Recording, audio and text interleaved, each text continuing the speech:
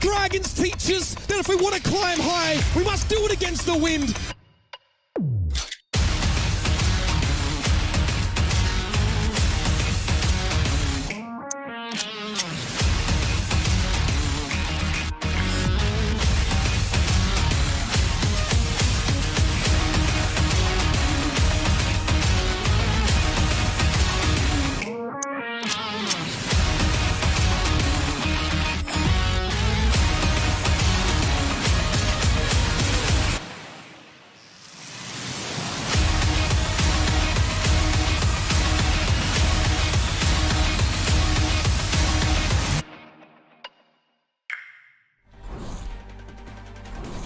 And good evening, ladies and gentlemen, and welcome to the final day of the Kickoff Clash here in the APAC region. I'm Ilios, joined as always by Avril, and we'll be guiding you through what is sure to be an action-packed day. Starting things off, we've got the lower bracket final between the Shanghai Dragons and the Seoul Dynasty. It was a banger of a series last time, sure to be one again.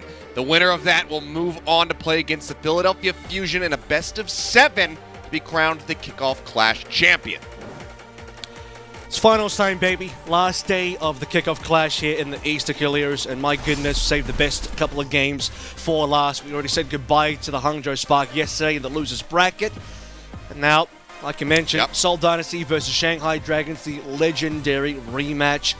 Third time they'll be playing against each other in this Kickoff Clash so far, between the qualifier, twice now in the Kickoff Clash tournament itself, and the one of them facing the Fusion, where, I mean, it'll be another legendary match no matter which way you put it. We'll get the Spaghetti Bowl, the classic Fusion versus Seoul Dynasty, or it'll be the chance for Shanghai to get the revenge on Fusion finally after dropping 0-6 to them over 2 separate matches so far this stage.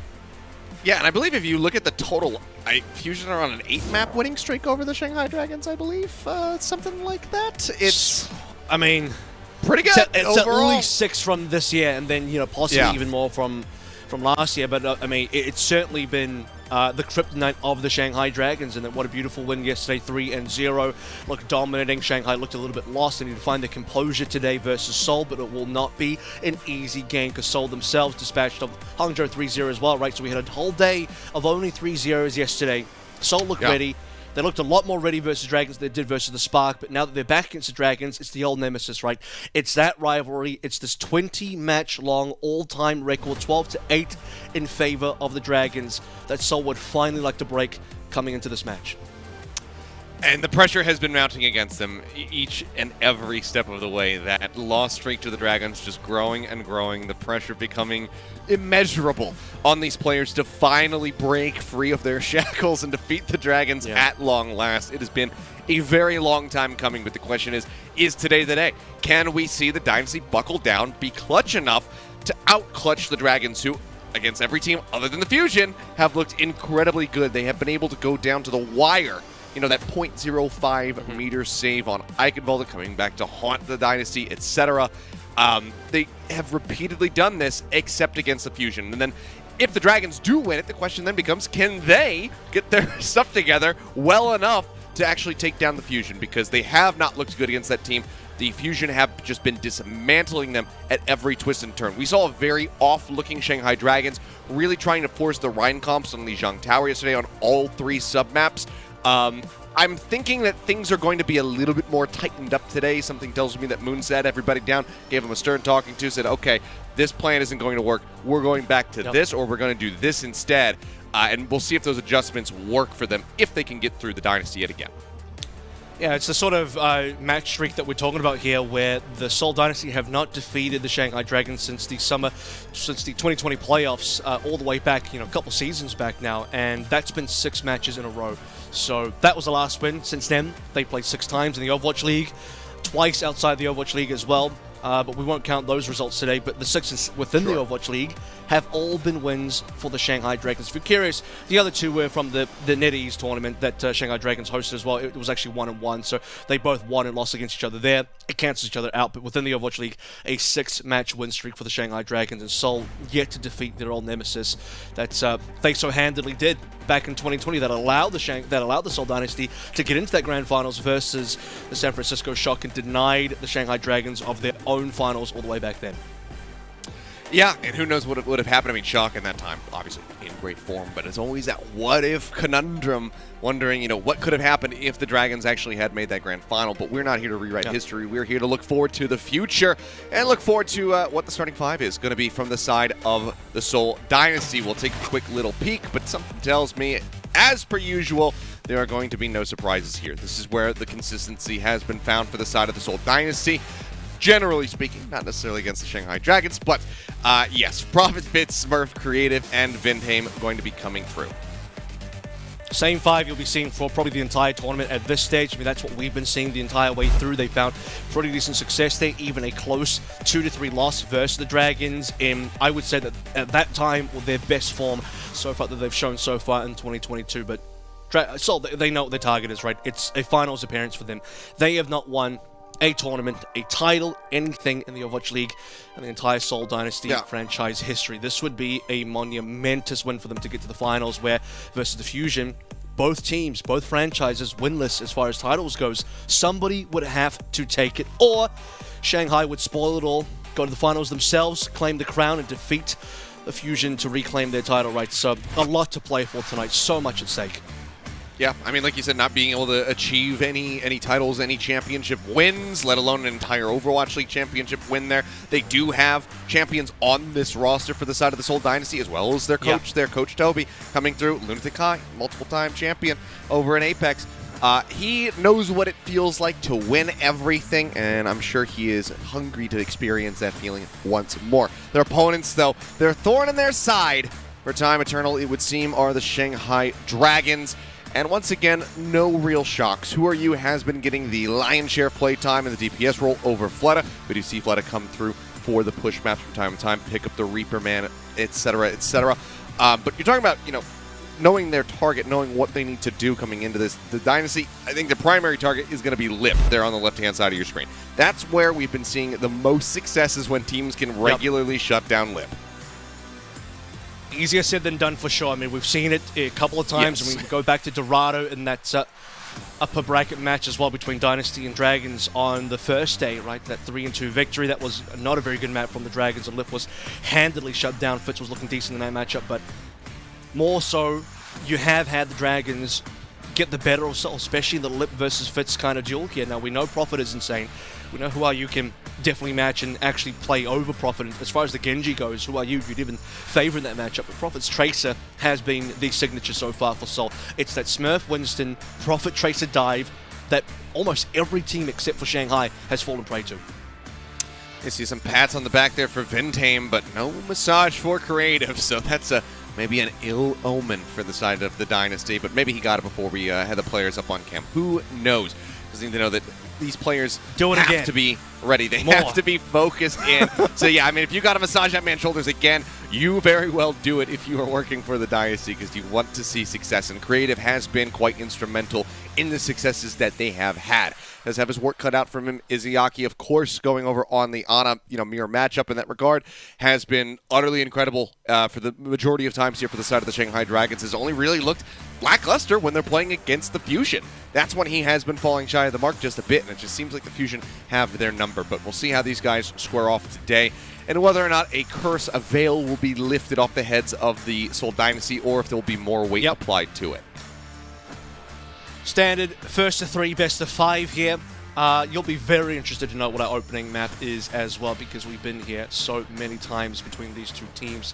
Feels like we get a lot of runbacks between these two squads as far as how our map series go. They've always been competitive. It's Oasis again, Ilios. Third time for this matchup between Shanghai and Seoul so far this year. Seoul won the first time. Then we got to our upper bracket game in the actual tournament itself. Shanghai takes out 2-0. Now, our third time going back. Shanghai even choosing this map against the Seoul Dynasty. To be fair, they also did choose it against Seoul Dynasty in our original upper bracket game. But now both teams fighting for survival. It is do or die. Top 3 has been secured, but I know neither team is satisfied with number 3. They want number 1. I mean, it's number 1 or bust, pretty much. Even you get to that second place spot, you're not going to be walking away very happy. And we'll see what these guys have ready for us. Right now, hovering on the Pharah. We have seen a fair bit of Pharah on Oasis, but something tells me that it's definitely not in Fitz's wheelhouse compared to Prophet. But you never know. The man's pretty darn gifted, so maybe he could bust it out. But Garden not again, by the way. today. We started on Gardens last time. That was actually a Shanghai win. Obviously, Shanghai went 2-0. It was Huayu versus Prophet. We had Soldier. We had Genji. It's a complete mirror matchup. It is exactly the same game again, but will it be the same result? Well, for now, the contestant on the high ground has begun. Vinheim falling low for just a bit there. Fate's going to be antied out. Fire coming through. They get the sleep dart onto him. Vinheim able to move forward. Gets that melee hit for the execution. They take down the Winston. They take down the Genjin. They only lose Fitz for it. That being said, Smurf playing a very dangerous game as he often is. Falls down to 45, but will get top back up. Should be the Dynasty grabbing first control of the point, and they do. Look at Lip's ult charge. Trades coming through from Look the at Lip's ult Dynasty charge. there. I mean, that's the thing, right? Lip actually did kill Fitz, and he's got the extra ult charge because of it. He survives, does the extra damage. He's been definitely the highest damage dealing player on the server so far. Didn't go down in the last fight. Only Huayu and Fate actually went down. 16% and counting, but it's Lip coming up to Visor so fast in the next fight. There he is. They need to try to pick him off, allow for Fitz to catch back up. Another anti out onto Fate. As Prophet plays up into their faces, trying to get a little bit more damage in, but won't be able to get the kill there on the enemy Scientist. Lee Jae-gon looking to displace off that high ground. Goes up for a boot, drops back down, playing it out safe. There it is. Lip now with a visor at the ready. He's going to go ahead and pop that one, but Fate is going to be the first one to fall. Turns his sights over towards Prophet. Will manage to find that elimination, but it's the only one he's going to get. Creative is there, shuts him down. Bionade out on the two. Who are you dashing in? Will find Fitz. The skirmish, it's nearly there for the side of the Dragons, but it's not enough to get this flip, so they have to pull back and reset. And the Dynasty have 3 ultimates available anyway, so if Dragons wanted to push on in, there would have been Primal, double support ultimates. Possibly they could have forced it, but they're going to regroup and fight again another day. Smurf takes Huayu down, and already not looking great for the Dragons. Yeah, I mean, pretty much again, you're going to have to just wait for him. Another anti goes out, connects on the two. Nano going to be used onto Fate. He leaps in. He's looking to zap down Creative, who's falling lower and lower. Vinheim decides not to use the beat. Blade now going to be coming through from Prophet. The beat is there from Lee Jae-gon. The Blade's not going to find a damn thing. Who are you? Takes Prophet out of the fight, and that is going to be the opener here. The side of the Shanghai Dragons to finally grab the point. Looking for the boop off the side of the map. Unable to find it. Seems like Vinheim is going to be just fine to ride the walls as Fitz tries to make his way out to safety. Now Fate may have overstepped, but being said, Who are you comes from behind, manages to get the kill on the Fitz. They will keep Fate alive, and now the Dragons can take the point. 2 long-range laser kills there on the right click, and it'll be all the Dragons to claim this point now finally. 95% for the Seoul Dynasty, though that is quite a considerable lead. We traded pretty much every single ultimate on board there. Who are you with the only ultimate now available in the following fights? It needs to be a lot of snowball potential for the Shanghai Dragons to pull us through to their own 99 overtime. The Seoul Dynasty can just kind of wait this one out, force the Blade out this fight. They can sacrifice, build up ultimates, find that big ultimate fight where Huayu doesn't have a Blade, get the one and done. Lip under a little bit of fire, but Smurf under a hell of a lot of it. Ends up going down. Could contest here on the high ground. Who are you? Predicting Prophet's movements. Nearly gets that elimination. Now Fate way too far forward. Ends up going down. We'll find Fate for their troubles, but that does not get them any closer to taking the point here for the side of the Seoul Dynasty. Have to wait for the Soldier to rejoin. Won't take too long there as well. Fitz will be able to run back, even gets a bit of extra boost coming through from Vinheim. And by the time Fate rejoins, he actually is going to end up meeting Smurf in the middle there. Shanghai at 50% plus now, still waiting for Seoul Dynasty to make their moves, and as we wait, more and more ultimates come online for the Dragons. Smurf taken down. Big ante goes out into 4, but no one really capitalizing. That being said, Fate is disconnected from the rest of the squad and does end up dying. Visor now used by Lip here on the high ground, just zoning people back, buying some more time as they get up to 70%. Fate now respawning, the Primal Rage nearly online for him to buy some extra time here on the point. Try to maybe send some people sailing off the side of the map. The flip actually just going to be allowed here. That's going to be the Dynasty in control. Blade into the back, though. Who are you? Creative was left completely on his own. Ends up falling. Dash up onto the high ground. Fitz now dropping down to the bubbles. Going to be falling lower and lower. And Who are you is good with the shurikens. Manages to find the left-click elimination. Smurf way too low. Nowhere close to that Primal Rage in time. Ends up falling. And Shanghai Dragons will go ahead and reclaim the point.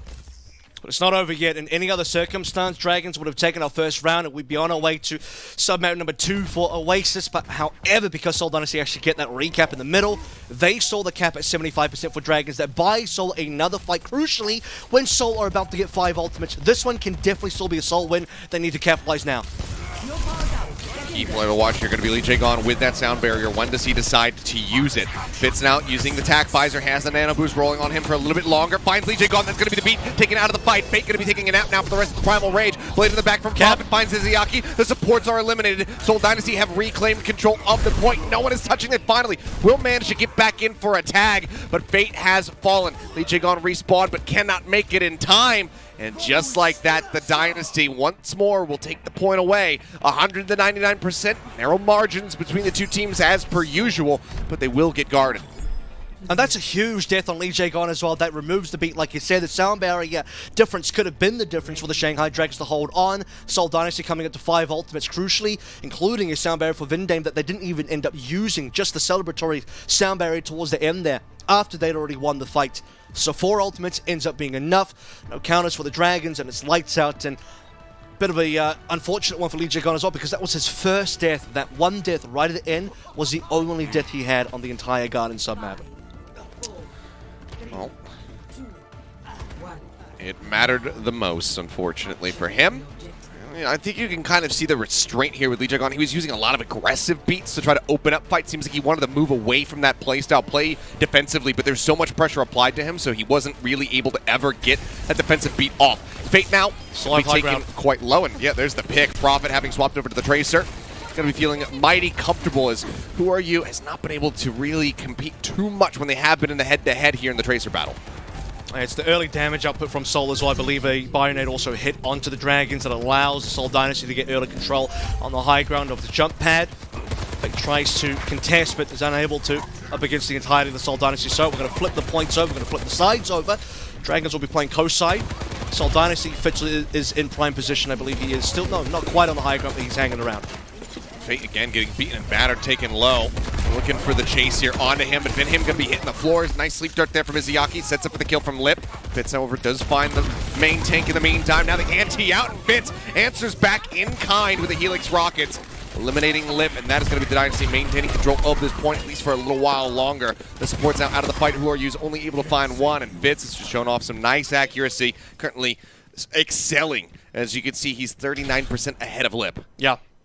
And that's, you know, the early skirmish win over towards the jump pad, then the overall fight win coming through from Seoul Dynasty as well. Lip falling at the end of that last fight will now give Fitz the opportunity to have the visor battle in his favor instead of the other way around as it was in our previous submap, our previous round of Gardens there. So 50% and counting now for the Seoul Dynasty. Great lead. A stick as well. That should be a kill, it is. Yep, no way to say it. You can see the supports. They're playing over here street side. They didn't have line of sight to try to get any healing down on him. He doesn't have the primal. He's still so far away from it at just 66%. Fate not really getting the opportunity to play any Overwatch right now. They're just cutting him down every time he pokes his head out towards the point, and the Dynasty are now looking at potentially 100% cap. Oh, they certainly have the ultimates to play through him, and we're still waiting for the Visor to come through from Lip. It's not that far off now. Nano to be put into that as well, but it'll be Nano Visor versus Nano Visor, and Fate is still behind Smurf, so everything on track for the Seoul Dynasty. They have the cap, they're nearly on 99, and they still have 4 ultimates about to come online. Who Are You being pressured out, still holds on to the recall, doesn't want to pop it here, wants to have it as an escape tactic once he goes for the pulse bomb. Dashing in, there's the stick, there's going to be a 2-for-1 special. Vindame dove in on top of that. I thought maybe Fitz was going to get caught up in the blast, but no, it's going to be the enemy Lucio, and Lip is going to be good for the rest. 100-0, not to be. The Shanghai Dragons will get the flip. What an insane stick, and we were just talking about Profit. He is the Tracer player in this matchup. He has been dominating over Who Are You in previous performances as far as Tracer head-to-head goes. Major sticks from Profit in the past, but today on this particular map, Who Are You gets the 2 that they most needed at the time, both Creative and Vindame. Creative pops down the Nano as he goes down, but it's not enough because the rest of the Shanghai Dragons are still up, and they have the Nano Visor to clean things through. So, potential comeback moment now for the Shanghai Dragons. Still have 2 ultimates to play through. They will be matched by Seoul in just a minute. Profit making his exit, not wanting to get slept there. Lip throwing down the biofield. Keep himself topped up, get towards that ulti a little bit faster. The chase now coming in. Profit running out of blink, so tries to go top of him. It's going to be a kill for a kill.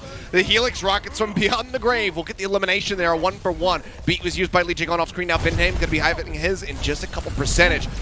Halfway now to the cap as Smurf goes diving into the back lines. He's looking for Lee Gon. Has not been able to finish him off yet.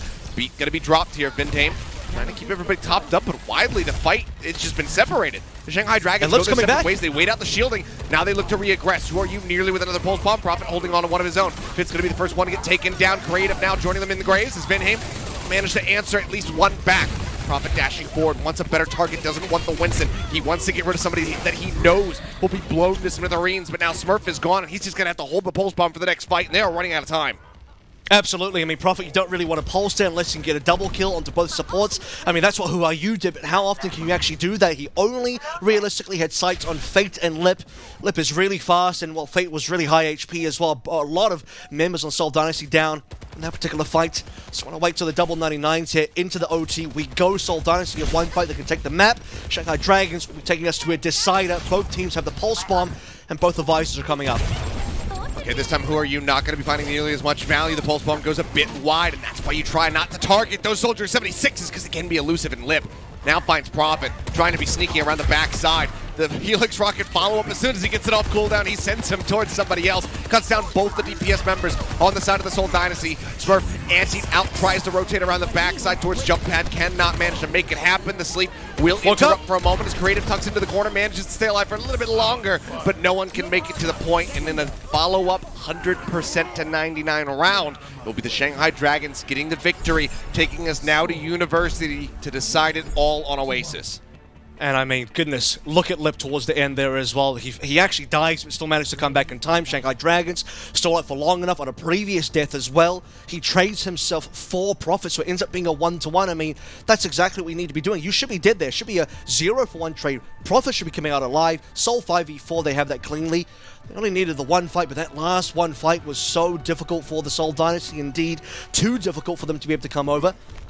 So I have to take this to a decider now. If you remember, if your memory is good, this is where Lip had that 4K miracle moment as well. He got slept but bubbled by Fate in the corner, didn't die, and won the whole damn thing for the Shanghai Dragons. And things are heating up for sure now. Fit's coming through on towards a Hangzhou.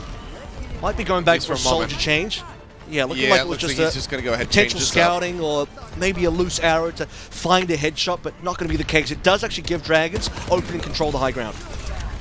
That it does. High ground and the point, as well as Lip just getting a little bit more of a lead towards those attack visors. We've seen how quickly he can build that up. Fit's now looking to make up for some lost time, though, starts pumping out damage. Smurf sitting inside the bubble, going to be antied up for the moment, taken down to about half HP, but it's going to be Fate who actually falls. Overstepping just a bit there, and yeah, the punish is looking great. Vinheim almost eliminated, but again, looks like right when Seoul Dynasty are going to lose a member, they managed to pick up somebody else. Lee Jae-gon going to be taken out of the fight just like that. Dynasty will once again establish control of the point first and foremost. You can just see that Seoul Dynasty, I mean, a great punish for the Fate where he oversteps. Fate was trying to dive deep inside the back of the point, and with Lip coming down, there's just simply no way. Prophet with the deflect on the Izayaki as well.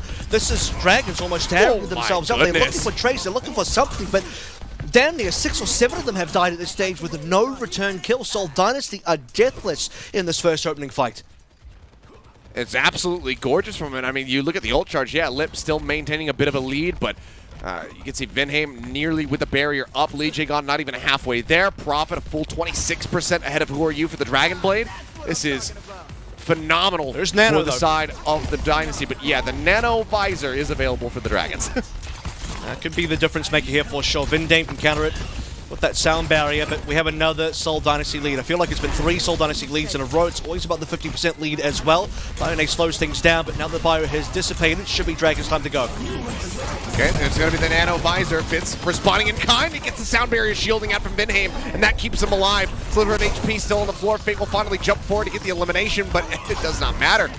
They managed to clean up the rest of the squad here. Now Fate, up to his own devices, just sitting around, doesn't want to pop the primal here, knows that the fight is over. Gets a couple of kills there to build up for his own ultimate, but it's the Dragons, or the Dynasty rather, who maintain control of this point and are now getting into a crest past 75%. And it's a sound barrier difference, right? Vinheim had it, Lee Jae-gon didn't. Dragons lost the first fight. Snowballing the favor of the Seoul Dynasty. Prophet. Really, the only thing that Dynasty had was barely a visor, plus a nano. Prophet, like you said, on the back as well. Here comes a lurk, straight into the blade. Brilliant dive over the top as well. It's perfectly coordinated here with Smurf. Chases in. Prophet cuts that should be it. Down. That's it. That is the team kill, and yeah, 95% continuing to tick up. They try to swap, but it's to no avail. No one will get there in time. Absolutely beautifully done by the Dynasty. They make the call to strike, they play it to perfection, and they get a perfect score to round out Oasis 100% to 0 here in the last round on University. It really just gives me shades of the original Oasis that we played all the way in Week 4. First game as well, well, rather last game of the final day of Week 4 there, Seoul versus Shanghai.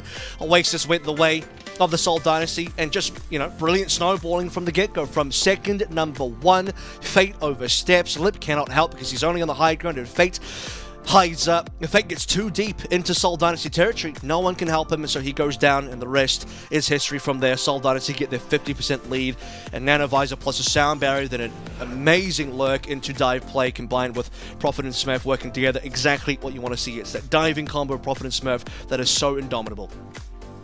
Just beautifully done there. Prophet really just trying to remind everybody, and maybe even Who Are You in particular, why he is considered the greatest of all time. Doesn't matter what he's playing. Doesn't matter if Who Are You is one of the best Genjis that we have ever seen in competitive Overwatch. Prophet is here to play, and he absolutely showed up on the Genji there. We'll see what the map selection is going to look like for the side of the Shanghai Dragons. They had a rough go of it yesterday versus Fusion. We'll see if they decide to change up their picks or if they go back to similar things as we get ready to move into Hybrid for map number 2. Already, though, off the rip, this is an absolutely fantastic series, and I'm hoping that the action keeps playing up to this level. Don't go anywhere, guys. Map 2 is coming up in just a few.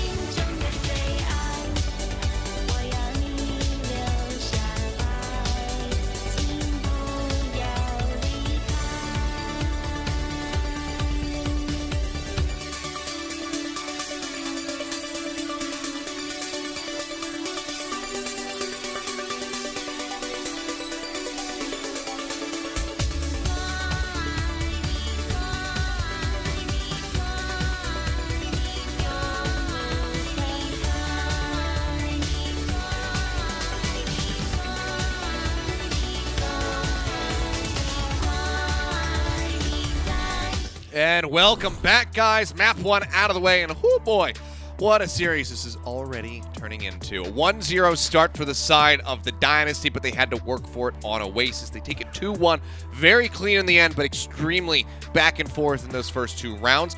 Shanghai Dragons, though, just not able to find any purchase on University, end up dropping the map. Now they have their map pick as we get ready to go into Hybrid. And by the look of things, Avril, they have selected to go to King's Row, so they're changing it up compared to yesterday. And this is, I think, Dragons maybe taking a bit of a page out of North America as well. Something I noticed yesterday when we go back to examine their match versus the Fusion. You remember they brought the triple Reinhardt play on the Lijiang Tower. Turns out Gladiators actually brought that out just several hours earlier, right in their particular matchup. So versus the Dallas Field that they used to beat them. And now we're going towards King's Row. You have, as you mentioned, Void coming in with Fleta, so it's going to be Zarya Reaper. This will be Dragons taking a look. Okay, Dallas is succeeding a lot with their Zarya plays. We can go to King's Row, replicate that kind of success, pull Smurf into either a Zarya battle or put him still on the Winston and maybe force a bad matchup by now having Fleta on the Reaper. That'll put a lot more pressure onto Smurf. Smurf now has to respond. Does he go towards the Rhine? Is the Seoul Dynasty prepared for the Rhine, or will they get just... I don't know if I want to say baited into the Zarya mirror, but certainly I think Void would want that. Void would love it if Smurf would try and mirror him on the Zarya. Void in, Fleta in, faces that we haven't seen a ton of as of late, but we are, of course, more than familiar with. We'll see how they fare now, because it's a pretty big ask for them to come in after what we saw in that last round of Oasis and try to right the ship for the old Dragon squad. They're going to be first on the defense, and I mean, Lip is just gonna, yeah, okay. I was gonna say, he's gonna go back, or he's just gonna die, and then he'll swap. Fire, you know, scouting fire, just, you know, just in the sky. It's like, yep, they're running normal things. There's an Ana, there's a Lucio, standard stuff here. But what we are seeing is, again, you know, this isn't sort of the other Apex style that we've seen, where on King's Road defensive teams have liked to try the Ashe. Lip, despite being a fantastic Ashe play, he's like, the Soldier's just too consistent. The Soldier is the answer here. They're even kind of hiding at first, not really revealing position. They don't want to get sniped out the door in case Fitz is going to be doing those opening door snipes, but not going to be the case. And as I mentioned as well, is it going to be the Smurf Zarya? Indeed it is, and I think Void, this is what he's looking for. Okay. Prophet just TPing it. A couple people up here to the high ground at Theater. Swaps back over to the Genji. It's been looking great so far today, so why change it up? Tracer as well has been looking phenomenal. Fleta out the gate, though, with the Reaper once more, as we have come to anticipate. We get to see Fleta a little bit sooner, and that's always fun. But Lee Jae-gon, he's going to die. That's not fun if you're a Dragons fan.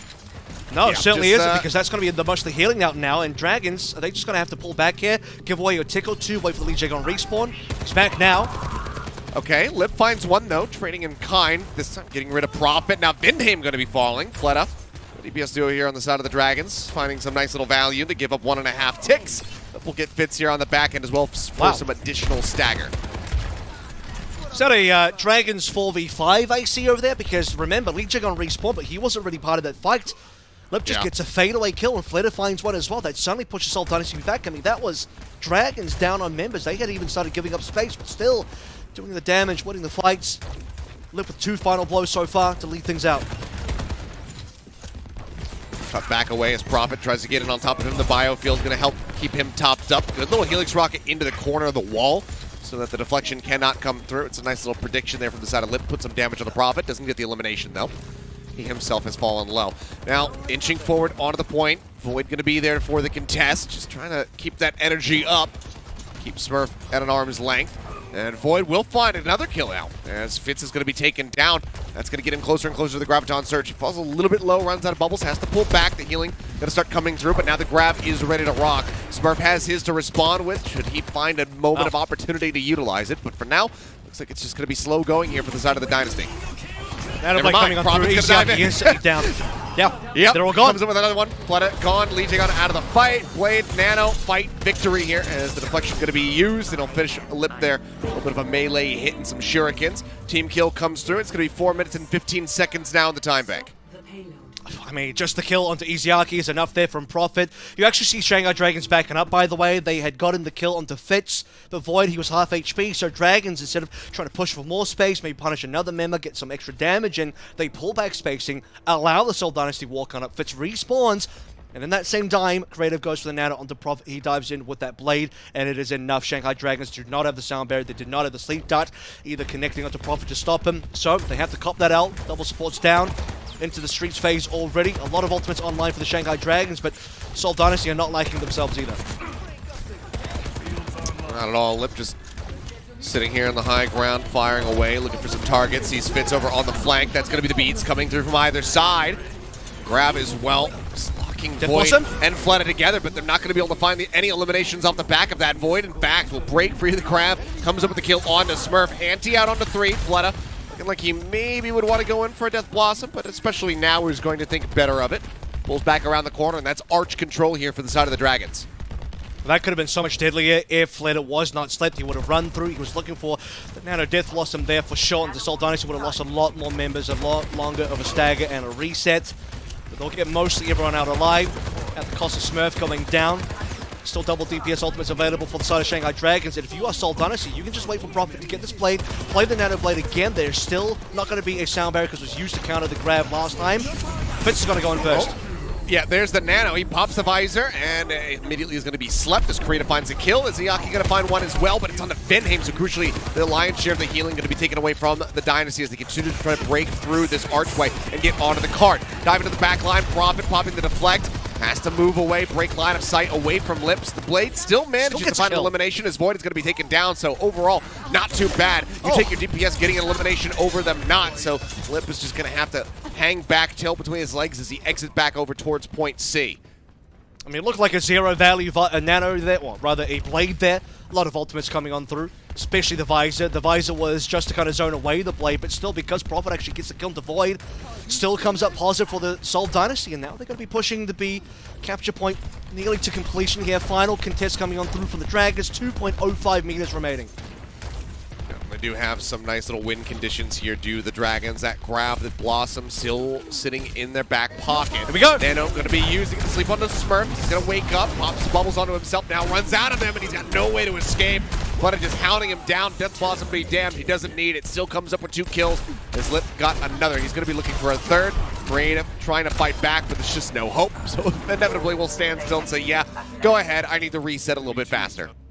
You get to see the respect coming through as well, because Dynasty are expecting the Death Blossom, but as long as Fleta actually holds it, he can just run up, use the Nano. It's plenty of damage. Smurf has to run himself, can't quite fight against it. The rest of Seoul Dynasty don't have ultimates. They can't stop him. They can't sleep him because he's also been bubbled. So the Shanghai Dragons, once again, holding the Blossom, and they can use it to win the next fight. There's only about a minute left to go, and you can also Bionade your own friendly Blossom, and the Death Blossom lifesteal with your friendly Bionade is actually enough to keep the Reaper alive as well. So that combo is also still pretty strong. Fair to point out, Lejagon getting closer to the beat. Vinheim, a 10% behind him, needs to try to catch up here because it's going to be monumental for them to try to survive this play. Grab going to be coming down. Void going to be the first one to fall. He throws his own grab, locks in Smurf, but the Nano is there to keep him sustained. Now he sets its sights on Fleta, who is rapidly pulling back away, and that should be good enough to go ahead and get the cap onto point B. A minute and a half going to be added to the time bank as Izuyaki is the last one to fall in the fight. Just shy of 2 minutes now here for the side of the Dynasty to try to complete King's Row. I mean, that's just out-tempo coming through from Seoul, right? They pull the trigger early. Shanghai Dragons perpetually waiting for Fleta. I believe Fleta was above, but he just didn't really come down for a play. Maybe he was waiting for the team to call for him. Maybe he was waiting for positioning from the Seoul Dynasty. But as Seoul Dynasty go towards the cap, Shanghai Dragons needed to intercept with that Death Blossom. They have a kill now. Opportunity for Dragons to walk forward. Yep, a huge one. There's the TP up from Fleta. Shoving them back again. Doesn't need to use the ultimate. Just buys some space off the kill of Prophet. And now they can go ahead and establish this corner control and try and deny the Dynasty from even getting to the card. They need to be threatening this. They need to be threatening this Blossom. Okay, and Fleta can't sit up on the high ground. Prophet will spot him out, so it's very difficult for Fleta to get on in because otherwise Void? He basically has to TP in, receive a bubble. The bubbles are not there. Fitz goes early. Fleta's down. Yeah, the beat is not there in time. Lejagon cannot try to keep him in the fight. Ends up falling. Now it's going to be an Nano on the Lip. He pops a visor of his own. Prophet with the blade drawn out will find Izuyaki, but ends up falling. The hand of Lejagon getting that elimination. Void now answering back as well as they clean up Vinheim. It's a bit of a mess. It's a bit of a back and forth here, but Creative just trying to keep everybody else topped up, but they can't really get this cart moving because Void and Fleta are here, and they're fairly immovable right now. They don't have the damage output necessary to break through this position. They get a couple extra meters here. Widely, they just have to wait for everybody else to rejoin. You need to wait for that bubble to come back online as well. Lip, by the way, owned towards a Widowmaker. Profit changing over towards the Hangzhou. Beautiful headshot onto Profit. That'll give you the 5 versus 4. And the opportunity now. Flitter wants to walk forward. Oh, it's such a rude awakening here. Lip making his presence felt absolutely as he gets those 2 quick kills, setting up for the elimination onto Smurf. And now with the time dwindling, Vinheim trying to ride up here along the ceiling. Will end up getting beamed down by Void. Profit trying to touch in towards the cart, but he just can't do it. Knew that he would have to give his life for it. That'll just be where the cart gets to. So 49.4 meters in towards point C. They cannot complete the map. Once more, Shanghai Dragons have a win condition in front of them on Hybrid. It's the long-awaited Death Blossom. We waited an entire defense for just that. Flitter's first and only ultimate. We got there towards the end, and it ended up not even being necessary because Lip got the opening frag onto Profit anyway, and Shanghai Dragons pushed forward with the 5 versus 4 advantage. Just a lot of wasted opportunities, I feel, where Dragons absolutely could have held B, at least for longer, if not entirely. That one very critical fight where Seoul Dynasty push in with Smurf, Grav down. Dragons are late to the play, Flitter nowhere to be found, no Death Blossom on the payload for B, and they end up having to fight on C instead. So Seoul Dynasty outpacing the Shanghai Dragons by finding opportunities to push when Dragons are not ready, not prepared, and not in a position to do too much on Flitter either. But the defense still found at the end of the day. Seoul Dynasty, though, great progress. Overall, not going to be feeling too bad about that, but they still need to have a strong defense, stop the Dragons from getting to that point, because obviously if they push a little bit past, that's just the map victory in their pocket, and that's a tied up 1-1. Dynasty want to avoid that. Would love to be walking away from Kings Row with the 2-0 lead. Lip for now on the Widowmaker, see if he can find anything early days. Because he's going to go for a little bit of a pop shot. Flex is already rolling, so yeah, Profit just making sure that nobody dies there, nobody takes some headshot damage. Keeps him protected, and now he's just going to swap back over to the Soldier 76 as anticipated. You also saw, by the way, Fitz emoting around the corner there, just also spotting, checking to see if there was going to be any sniping available. Fitz has to be a little bit careful here. He's going to get helped out by Vinheim, who hoops Flitter away, so the protection does come on through from the main support. Flitter still wants to walk forward. You can just see from that top right area, yeah, kind of pushing Fitz away for now. He's going to TP right back up into the window. Sees Fitz, sees Vinheim, and close quarters can get quite a bit of damage in, but notices that he is surrounded, so does pull away. Playing that one out as patiently as he can, but Creative manages to weave some shots in while Fleta had his back turned. Creative, however, going to pay the iron price as Izzyaki with a Bionade will get some revenge. And Izzyaki is surging towards that first nano right now. This death on the Creative really going to be punishing him in that regard as well, as Izzyaki just needs 15% more. That's going to be the 5v4 now because it's taken a while. You can see through the silhouettes as well. Creative is trying his darndest. Those old grandma legs to come on back, but the positioning has been gained by the Shanghai Dragons, and the first nano claimed by Izzyaki as well. Yep, first nano, first tick, going to be picked up here. See how the recontest looks from the side of the Dynasty. Lip taken low. Fleta trying to play this out secretly. Now the nano comes in. He's pushing up against Smurf. Damage output is looking massive. Nano going to be forced, though. Keep Smurf alive. Lee Jae-gon going to be taken out of the fight. That's going to be the healing gone from the side of the Shanghai Dragons. Now Fleta eliminated. Profit in on top of Izzyaki. That's the rest of the healing eliminated right as Lee Jae-gon respawns. And that should be the fight victory here. But still, 2 ticks going to be snatched up from the side of the Shanghai Dragons with Void going on a bit of an extended reset. Some more time going to be bought here by the Dynasty. We'll see if they can continue to hold this point. 2 minutes about to be left in the clock. That's clutch nano coming through from Creative as well. He didn't actually have it at the start of the play, but he had to earn it while Smurf was getting rolled by Fleta. But the fact that he managed to find a nano, keeping Smurf alive, pushing back into Fleta, getting that kill instead, does everything for the Seoul Dynasty that they require to hold on. Both teams have grabs available now. It is still Shanghai Dragons on the point. Fleta sleeping. Yep, that's going to be a grab in response. Void just locking 2 in place. He says, yep, that's a golden opportunity. Throws it down, finds Profit and Vinheim, and that'll be the point taken now by the side of the Shanghai Dragons. Just nobody else able to contest. Smurf going to try to exit, but with that ante coming down, he is not going to be able to hold on to that energy. And even if he didn't get antied out, something tells me the damage would have been good enough. So everybody now from the Dragons going to be chasing forward while the cart will start moving up. You can see that both teams were looking for the grab there as well, but Void got that one first onto Smurf. Running and targeting, pretty much what you want to see allows, despite Flitter sleeping there, they'll be able to win that fight regardless, and the cleanup is there as the Dragons keep pushing on through with the ultimates in hand. We are nearly on board for another double DPS ult opportunity. As I say that though, Seoul themselves got plenty to work with. They have to defend this bar area. Lip going for a big boy flank, and he's got to pull the trigger now. That he is. Grab in with the blade. Flooding going to be popping the Death Blossom a little bit sooner this time on the attack. As Lip falling low, but has that biofield up for a little bit longer. Vinheim gets the elimination, but Fleta is there for the cleanup. Smurf, Robin, Vinheim for him. I think there was a fourth one beforehand. That's the team kill, and the cart is making an immaculate pace right now for the Dragons. And the fact that, by the way, Lip, okay, he gets that one kill, dies, but he pulls attention away. That allows the rest of the Dragons, including Flitter, to walk on up. So you have this pincer play coming through from Dragons where Seoul Dynasty don't know where their focus is. Do we go for Lip? Are we trying to defend against Flitter? You're not really doing either properly. We're ending with possibly the final fight here for B. Prophet is over towards his own Reaper, but Lip has pulled the visor. Oh, and he is just running in, finds Vinheim. Creative is so far disconnected from the rest of the fight, he cannot offer up a single scrap of healing to anyone on this roster right now. That is point B grab, and that is nearly 4 minutes in the time bank for the Dragons, and you can already see the red box of victory just there around the final corner. The Dynasty need to buckle in, and they need to put their feet down pretty soon here if they want to win this map. Otherwise, Dragons looking like they might tie it up.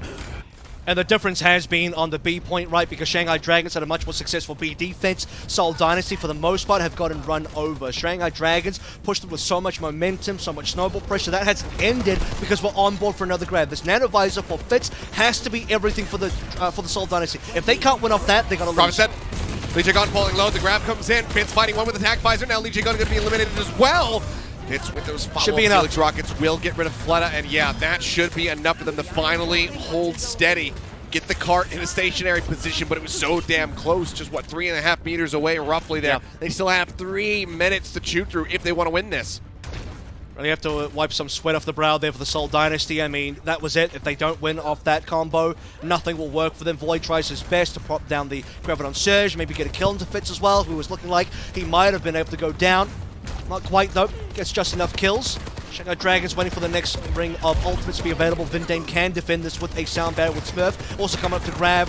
There's a few opportunities for Seoul Dynasty to drag this one out further and maybe force an OT down the line. Well, there's the visor first, but even if he pops the sound barrier for that, there's still the Death Blossom imminently arriving for Fleta. That will concern them.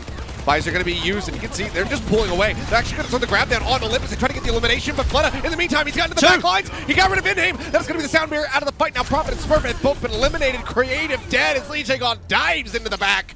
The kills are there. Sound barrier nowhere to be seen.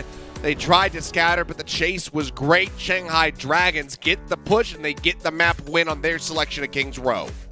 Amazing pressure coming through from Flitter. You see him diving to the backline. Our POV was on Lip, but really it was Flitter going so deep onto Vinheim, forcing this Lucio in such an awkward position. Vinheim would love to go for the beat, but he doesn't want to Ajax. He's nowhere near the payload where he can help out Smurf. So poor Smurf just has to basically eat the entire visor along with Prophet, who can do nothing to really help out.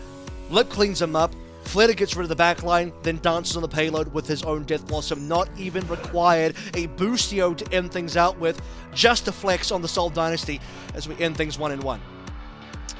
Well, there we go. No match point lock in here for the side of the Dynasty. They will get an opportunity to make that happen, though, as Escort is going to be their selection. We'll see what they land on, where they think they can pilot themselves to victory the best. What gives them the best odds here when we come back from the break, with the Dragons looking like they are heated up. Fleta on the return. I mean, ults be damned. Man doesn't need a Death Blossom to find value. Continuing to look quite strong here for the squad. We'll see if he's going to still be in the lineup here when we come back from the break, as well as Void. Lots of questions surrounding this series, but all I know is we're tied up 1-1, and it's a damn exciting time. Don't go anywhere, guys. The action continues in just a bit.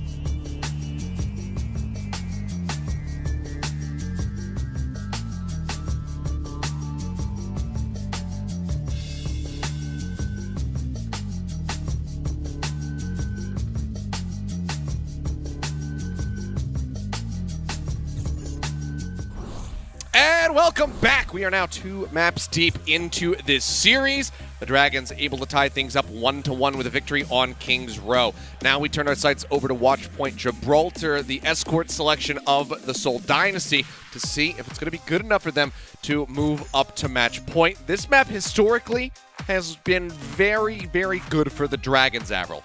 Not so much yesterday, but historically, ignoring the recency, overall has been really, really good for them. Avril might be muted. That's okay. He's a silly boy. All you missed out on was a bit of a quiet laugh there. I don't know, maybe not. Guffaw. Well, it was quiet if you didn't hear me, but in any case, I was going to say, yeah, yesterday's Gibraltar, not what you want from the Dragons, and I think Seoul Dynasty in a position where they want to capitalize on that weakness. You know, they saw something there from the Dragons. Very sloppy play from the Dragons overall yesterday, but definitely on the Watchpoint Gibraltar map. And here we go, Seoul Dynasty are thinking, okay, if Fusion can do it, we can definitely do it there as well. A lot of ground to abuse. Also, you get Smurf back on the Winston. I think that's his preferred pick. Void staying in, though, is so weird. I don't think that... Is that right? For the Shanghai Dragons? No, it's Fate coming in, so you're going to be seeing Fate. We saw Void in the graphic there, but it is going to be Fate coming in. It would be too strange to have your off-tank player on this map. Smurf wants the Winston matchup versus Fate. Void would like the Zarya matchup versus Smurf, but you won't get that on Gibraltar. No, certainly not. I think Smurf would also love to have a Winston matchup versus Void, but that is also not going to occur. It will just be the Winston v. Winston. Yeah, no. Yeah, that's not happening. We'll just see the Winstons coming through. With Who Are You rejoining, in all likelihood going to be starting things off on the Genji. They are first to attack, so they have their time to go ahead and play around with some compositions and give people some false ideas of what the comp is going to look like. Attackers incoming in 30 seconds. So let's examine. Obviously sniping on the defense there. Briggs coming on through. And I'm doing a little bit of, you know, brainstorming in terms of why we're seeing so much Brig on this map. I think it just comes down to the fact that the long-range healing really helps you out for dive compositions. And this map, where there's a lot of high ground, low ground play. 5, 4, Whip shot boot, Yeah. pretty decent in the Winston matchup there as well. But healing your Winston long range, healing Prophet on the Genji long range, all pretty good stuff there. Who Are You? Obviously will be coming through to match. Actually, Lee Jigon starting out on the Lucio there, so just Finn Dame as the Brig play for now. But no, I like Lee Jigon even swaps over towards that as we move on forward. It is an exact mirror Smurf versus Fate, Lip versus Fitz. And we saw some phenomenal shots from Lip at that desperate bid to swap to the Widowmaker at the end of their King's Row defense, and the shots that he connected very much did lead to them successfully holding the Dynasty in place. Fitz has his work cut out for them. Let's see if he can get it done. Payload movement here. Seoul have mostly given up the high ground. They want to contest payload instead. That's going to allow the rest of the Shanghai Dragons, mostly including Fate over here, to contest. And Smurf has to back out, so waiting for Fitz to do the damage that will allow Smurf to go back up. Prophet also trying to contest as well. Oh, Lip is moving away from this, actually. He says, okay, you're playing quite far back. Everybody is not contesting the high ground here. You're playing very defensively. I'm going to swap over to the Tracer. I'm going to go in, become a part of this dive, and look to get the executions here onto the likes of Creative Vindheim and Fitz. We'll see if we can pilot this to success, though. It's a stray shot. Whizzes right past his ear. Well, you did. Those new those new sounds coming into the game gives it a bit more weight once that shot goes whizzing by, but Fitz will find Who Are You. Now Fate going to get taken down as well. Looking like maybe he has exited successfully, though, so it doesn't have to be too concerned. Speaking of feeling it, Who Are You? He's duking it felt out. that one. Yeah, okay. So, Lip going towards the Tracer. I mean, he's been on Tracer for 55% worth of Pulse Bomb now. Wasn't the best yesterday either. We saw him kind of whiff situations with the Blink. In fact, the same area. It was him versus Zest. He didn't quite get that health pack. I don't know if you remember, but this time around will survive. Being a bit of a menace in the back line. Infrasight is going to expose him, though, so that's not going to be good for Lip as Prophet goes for the chase. But gives up the chase. Takes him low. Forces him from the mini pack over to the mega pack instead. So now Fitz rotating around the side. Would love to get the shot. I mean, Lip obviously knowing that he's being watched. Dashes across, and the shot not going to connect. I don't think Lip knew. Lip didn't actually know. He was just kind of dancing, but thankfully he survived that one in his case. Oh, in the meantime, though, Blade going to be pulled out. Now diving over into the server room. Prophet just helping to carve up some of Fate right there. Takes a little haunch off of him, and that's going to be the cleanup as Oh, Lip will finally get his target of Fitz, but he survives with a sliver of HP. Now they're on the hunt because they know they've got a little bit of a window of opportunity. Smurf has got to be careful. Oh, never mind. It is Lip who is flown too close to the sun. The heels are in position, and Smurf just goes, how about a hug? I mean, that's one way to kill Lip. That is certainly one way to kill Lip. That's the kind of thing where, like, right, well, technically Lip did get a kill on the pulse bomb. Face did again, but still no primal. They just... Lip's going to the window. And now it's going to be Fitz over to the soldier. Blade going to be pulled here by Azur. Goes into the back line, deflects the sleep dart. Manages to find both the support, stashes back up onto the high ground, stays safe. And just like that, Shanghai Dragons might have been able to break open point A. I'll tell you what, though, the fact that Lip actually dragged Smurf all the way back into the hangar allows the Shanghai Dragons to walk forward. I mean, the only tank in the game, but the only tank in the game for the Seoul Dynasty is not even defending the point itself or defending any area on A. That gives the Dragons something to use. 25 seconds remaining. There's the primal popped here from Smurf. The rally rolling as well. Vindheim just offering up that green HP over to Creative for now. Dive into the back. They spot him here in server room. Fitz as well getting involved. They want to try to get rid of Lip, alleviate the pressure that this Widowmaker can apply, but so far have not been able to acquire their target. Anti-nade will be the kill there onto Smurf. As the shots continue to fly out, now the Dynasty certainly have their work cut out for them. They've drained the clock down successfully, but can they get the hold? Would be a bit of a miracle as Lip is just sat here in the back, finds Vindheim right there in the head. The recall comes out, the cart inches forward, the cap will come through. Smurf now re-arriving on the Doomfist, which is not exactly what you want for this point. He's going to have to swap off of it. And, well, he's been given his opportunity as Izayaki will finish him off, and Lip gets Fitz for the team kill. It's just a fast recontest, right? Seoul Dynasty are thinking maybe we can come back. Creative's nearly on towards a Nano. There's an opportunity where, let's say, Prophet still survives. We Nano Prophet, maybe gets a Blade. That's how you defend A, but it's just not going to happen. Shanghai Dragons will be able to cap on through. Lip goes on to the Widowmaker, like you sort of mentioned. Fitz no longer challenges, and we're just swapping who's playing Widowmaker, right? And this is the sort of situation that we wanted to see Lip in yesterday. Keep the Widowmaker 4B, snowball with the Widowmaker, prevent the Seoul Dynasty, or in that case the Philadelphia Fusion, from being able to reinforce into the hangar, and that will give the Dragons a lot of space to play with. You know, Lip just patiently trying to wait out Creative, making his way into the hangar.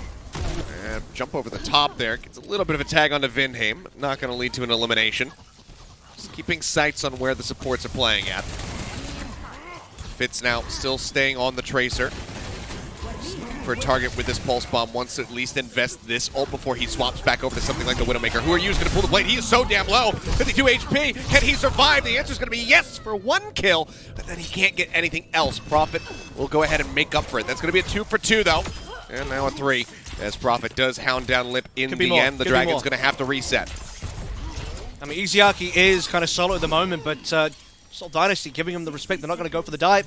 Technically speaking, Izayaki was the only one there, so if Prophet and Smurf pulled the trigger on their shift buttons and just went for it, I'm pretty sure they could have staggered out Izayaki there as well. But now the Shanghai Dragons will have Izayaki still there as they regroup for 5. Who are you pulling Blade despite being low, not recommended, and it will be Prophet and Creative's turn for the Nano Blade next. Let's see how that goes for them as they only have 35 seconds left to get rid of on the time bank. The Primal Rage obviously going to have a lot of survivability, but for the rest of the squad, it might not be so easy. Even with a Genji, even with that Primal Rage, trying to knock this Genji away from your supports can be rather difficult. Dive into the back, there's going to be the whip shot, does manage to push him away, keep him at arm's length. The Prophet still found a key target. Now Lip is going to be taken down as well. Headshot Shuriken flying through. 10 seconds now remaining as the kills continue to fly in. Fate already with the Primal expiring. Got to be focus fired as he drops back down with the bubble. The chase is there. He is zoned away. Prophet will scoop the kills, and that will be the hold just in front of point B. It's a long ace, but we got the ace at the end there for Prophet as Who Are You on his own blade. Couldn't get it done. That was a very critical fight for Shanghai Dragons to lose. And for Seoul Dynasty to hold on to, all they need themselves is a Nano Blade where they push out both supports. You see him kill Creative first and foremost. But rather, Izayaki first and foremost. Lee Jae-gon then gets away, but it's fine because Lee Jae-gon can't help his team when he's all the way back in spawn, dies anyway.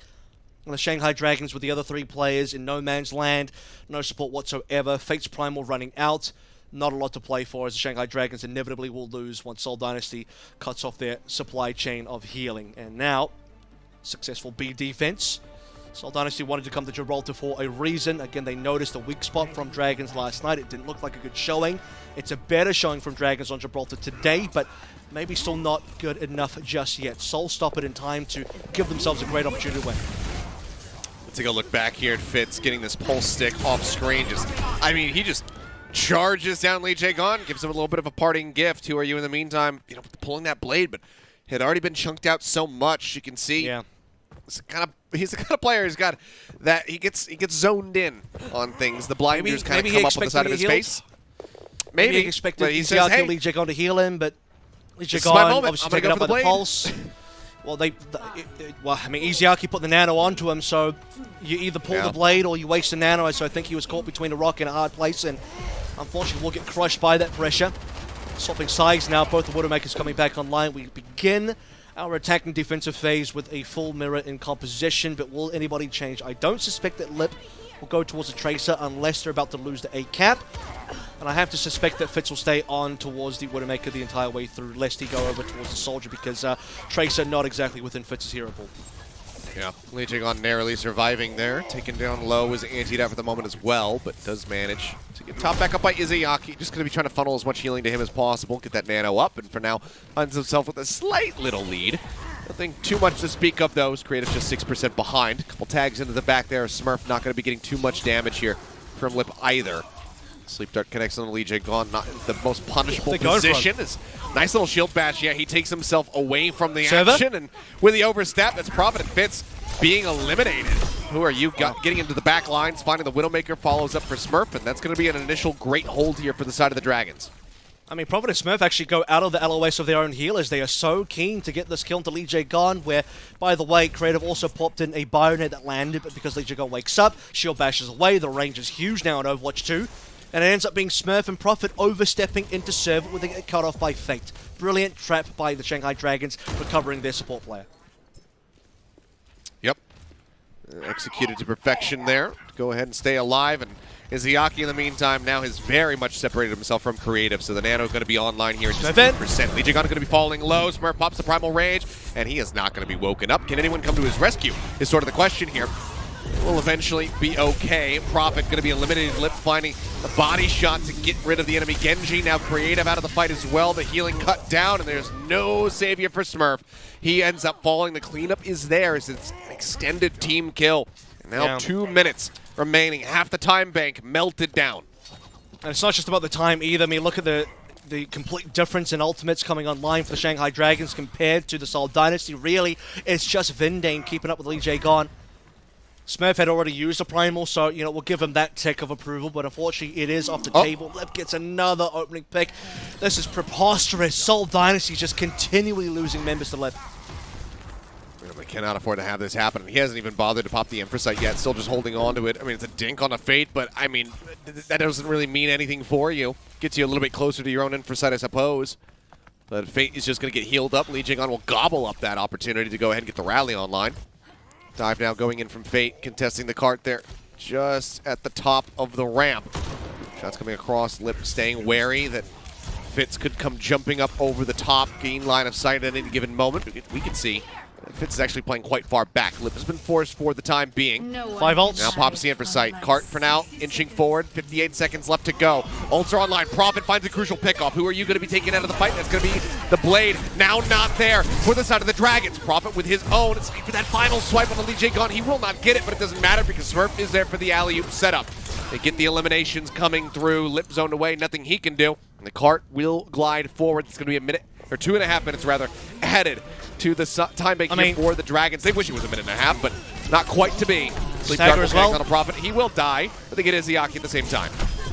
Yeah, stagger onto both supports there. That's really disastrous for the Shanghai Dragons. And how about that passive play on A? They had 5 ultimates of Ilios, and they still pulled back. You see Lip all the way into the hangar phase. Part of the Shanghai Dragons' winning strategy on the A defense was that Lip's pressure with the Widowmaker was so high. And yet they are all just hanging out. Shanghai Dragons with 5 ultimates do nothing with it. They allow themselves to get taken down, and Prophet wins with a nano blade. Embarrassing for the Shanghai Dragons as they'll now have to look for that same defense opportunity. 3 ultimates same still in hand for this B hangar phase. The payload is actually nearly there as well. Yeah, it's been free pushing the entire time because Fate is trying to pursue Fitz in the back line. He's been applying some pressure, denying line of sight, but yeah, they have to keep this contested from here on out. Who are you pulling the blade? We'll find one. Dashes up, looks to get the elimination here on the Mayhem and will eventually be able to get it. Barely survives. Now looks for a little bit more. The dash through will take down Smurf. That's going to be time bought. Gets up into the face of Fitz, gets the kill, and Prophet just can't get there in time to keep his DPS cohort alive. 2 minutes, though, still with the cart just meters away. Shanghai Dragons love to play within the finest of margins here, and listen, this is the kind of thing that will get them caught out eventually. Seoul Dynasty have the payload in an amazing position. They've evened out in ultimates. I mean, the situation for Seoul was so dire moments ago back on A, but after capping that, they've been steadily pushing forward. Double support kills, great staggers, straight back onto the payload, putting the pressure onto Who Are You. Damage there on a Smurf, needs a bit of a bailout. Lip, I was going to say, he is the X factor, as he often is, but needs to find value with this Widowmaker because you can't really rely on his ult for too much. Yeah, you get some scouting potential there. Primal's still going to be popped by Smurf despite the early death. He's looking for Izayaki, has him juggled into the corner, manages to get the elimination here at the very end. Now this rally is pushing everything. everybody else away, but now the Primal will expire. He's down low, and he is dead. Who Are You gets the elimination. The rally rolling from Lee Jae-gon, now going to expire. Vinheim using his own, but here comes Prophet with the blade. He gets a finish on the Who Are You. He gets Lee Jae-gon. He's looking for Lip. Lip is so damn low, and Fate dives back in to try to contest, but the damage output comes through. The Dynasty in a hell of a messy fight. It was going either way there for quite some time. The Dynasty will manage to persevere and finally complete their push. That moves them now up 2-1 in this series. Match point behind them. Just one more to go for them to finally defeat the Shanghai Dragons after nearly 2 years. Can they get it done? When push comes to shove, Ilios, Prophet will get it done. Pulls the blade twice, wants to get the cap onto A and wants to shut the door on B as well. Shanghai Dragons can do nothing but watch in sadness and despair. They are down now, as you mentioned, 1-2. They've been here before. They've still come back. They've still won. But Seoul are looking like the better team today. Better on Oasis. Unfortunately, not good enough on the Zarya battle between Smurf and Void on the King's Road. But once we get back onto the Winston for the Gibraltar map, a map pick from the Seoul Dynasty, Prophet comes out king. Despite the best efforts of Lip, Who Are You, and the rest for making great plays, I still have to question what Shanghai were doing on that 5 ultimate fight towards the end of A. That could have been such a better defense. But bygones be bygones here. Shanghai Dragons will have a lot to regret if they can't recover here. Seoul Dynasty in command. Well, you said when push comes to shove. Push is going to be our next and potentially final map type. Dynasty need to get this win to close out the series and not be threatened with that Game 5 versus the Dragons where they have fallen so many times. Shanghai Dragons, though, need to get this victory. It looks like New Queen Street will be their selection. We can expect that's probably going to be Void, probably going to be Fleta coming back into the matchup for them. Can they win it yet again like they did on King's Row? We will find out in just a few minutes.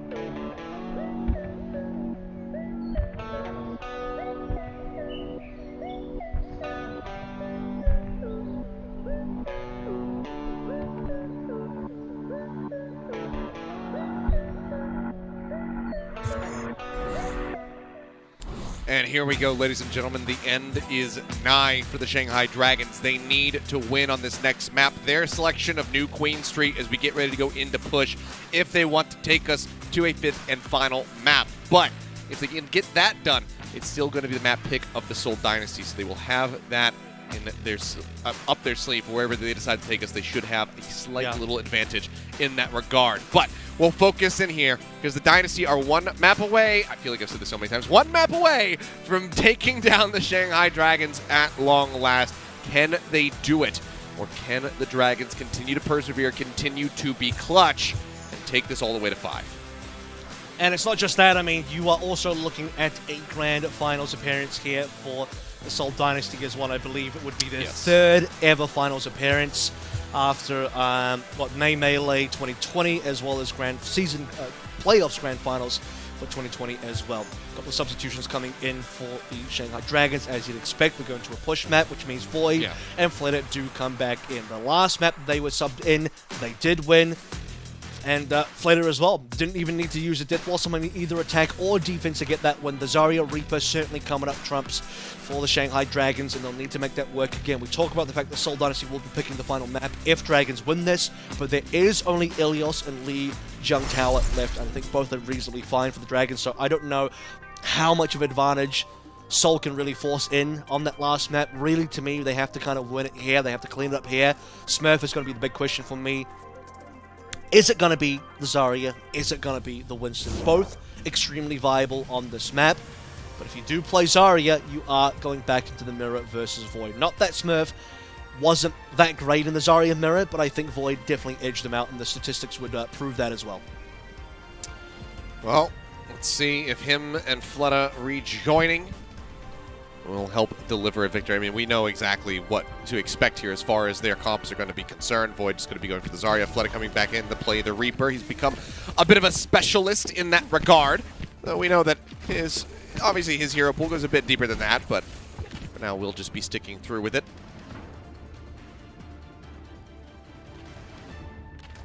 For Shanghai, or for the Dynasty rather. I was going to say, it's almost ironic that the highest flexibility player in your team is also the Reaper specialist on the team. He's now responsible for the one hero that is the Reaper Mans coming on through Fitz on the Soldier, Prophet on the Tracer. Pretty standard stuff from the Seoul Dynasty, and we have confirmation. It is going to be the full dive. Smurf, Winston, Prophet, Tracer. You know it, you love it. They've won it here before. But can they do it versus the Void Flitter combo with the Zarya and the Reaper dominating the North American region, this particular combination of heroes? Well, Prophet playing around the back flank there for just a moment.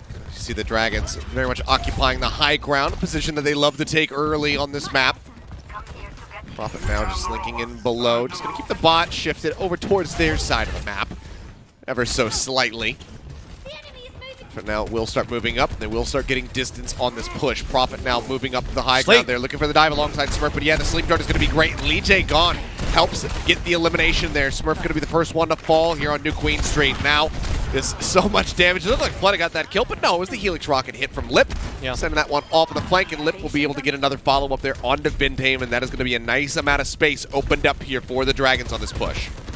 And that is also a mid-air sleep from Izayaki. I heard the sleep dart go out while Smurf was still sailing through the air, so brilliant hit by Izayaki, who now leads also in the nano boost department.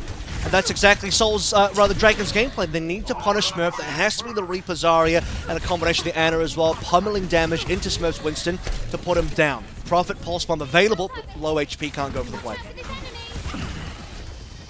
Pulse Bomb at the ready. Just waiting for his opportunity to be able to strike here as the bot gets closer and closer to the initial checkpoint. Pulse Bomb stick goes out, but hey, Void is here. He's got bubbles. Offers one up. They help save Izayaki, but Fitz will finish the job with the Helix rockets from across the way. Now has that tac visor ready to roll, but Lip is going to be using his first. Now, Pop to try to counter, but he just walks right into Flip, and he says, oh, thank you very much for that one. Sends the Helix rockets into his chest, and yeah, that is just blood and visor everywhere as Fitz just disappears. Bot going to be controlled now for the moment as the Shanghai Dragons do decide to pull back. They say, you know what, we've got a considerable amount of distance. We can go ahead, go for a little bit of a reset, give some space up. The fact that Smurf is still shoving this payload backwards is pretty brilliant for the Seoul Dynasty.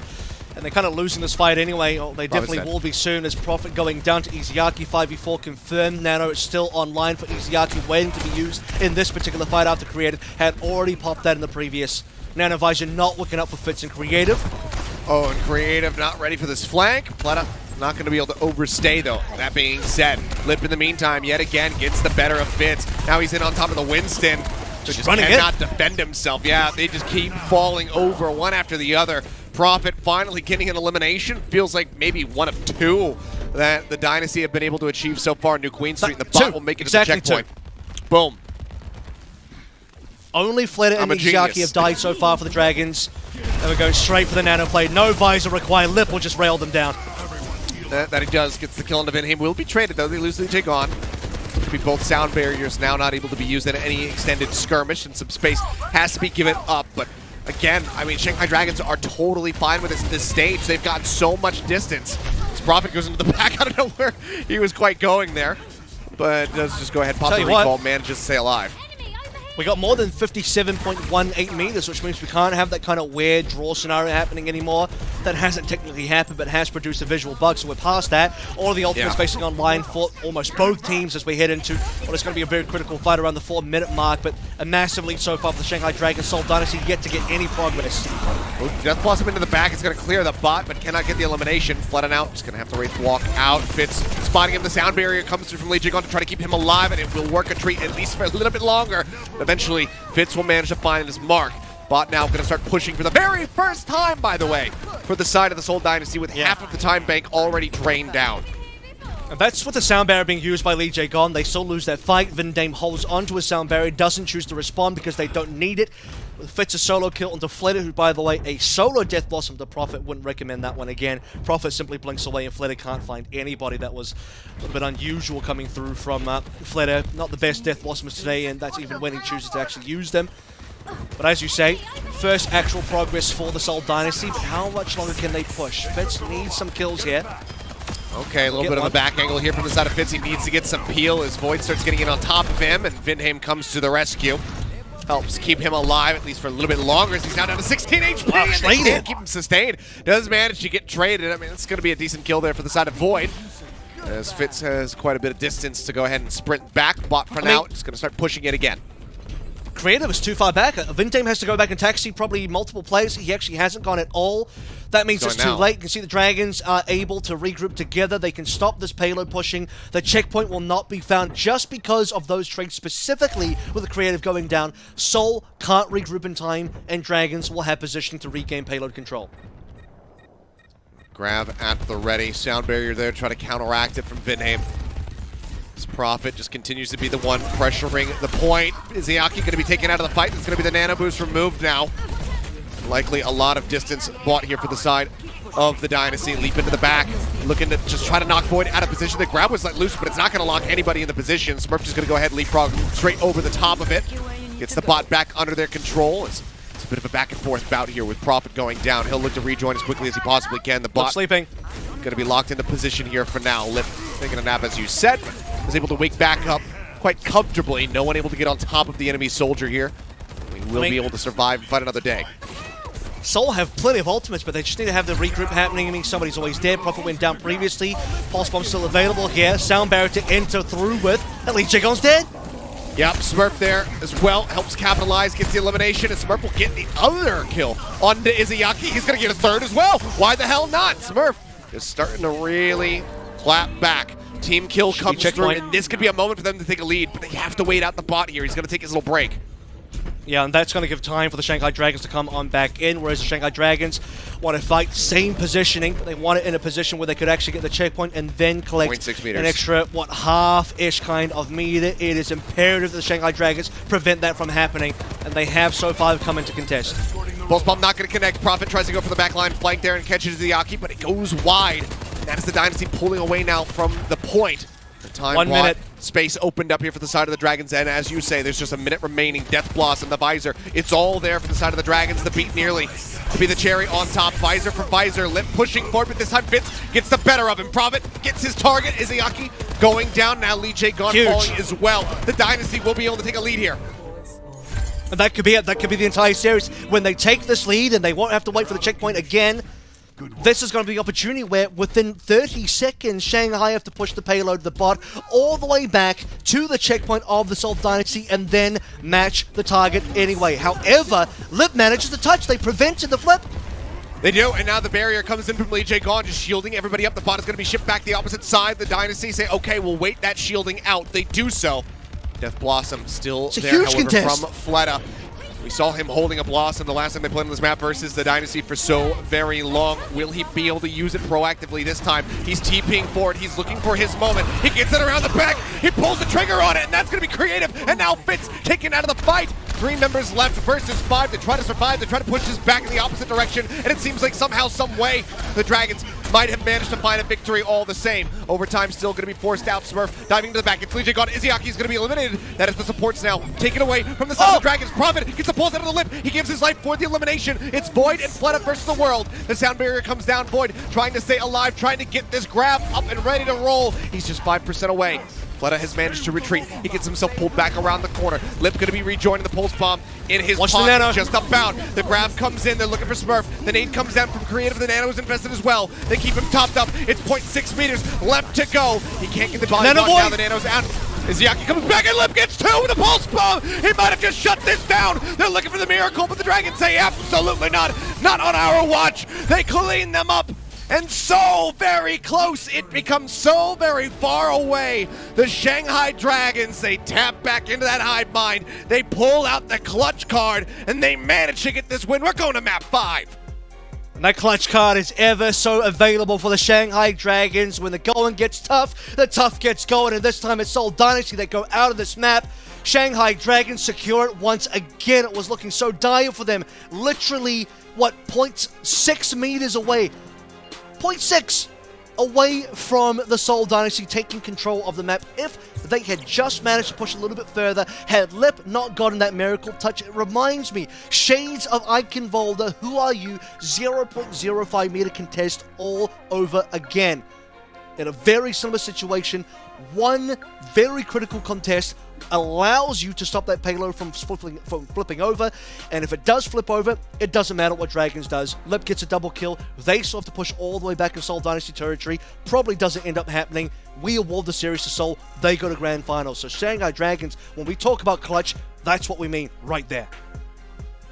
Absolutely unbelievable. And I mean, you can see here, it looks like some of the members in the Dynasty just Smurf rubbing his eyes. He thought that this was done and dusted. He thought that they were going to be ready to sit back for a bit and get prepared for a grand finals versus the Fusion. Not yet, and maybe not at all. The Shanghai Dragons clap back. It is 2-2, and we have one more map to decide it all. The Dynasty's pick, they have elected to take us to Ilios for a last round of control. We'll see what happens there. You don't want to miss it. This has been an absolutely insane series, as was fated, as was anticipated. I love to see it, and I can't wait to see the conclusion of it, and I hope that you guys are right there alongside of us. We'll be right back in just a few minutes. Don't go anywhere.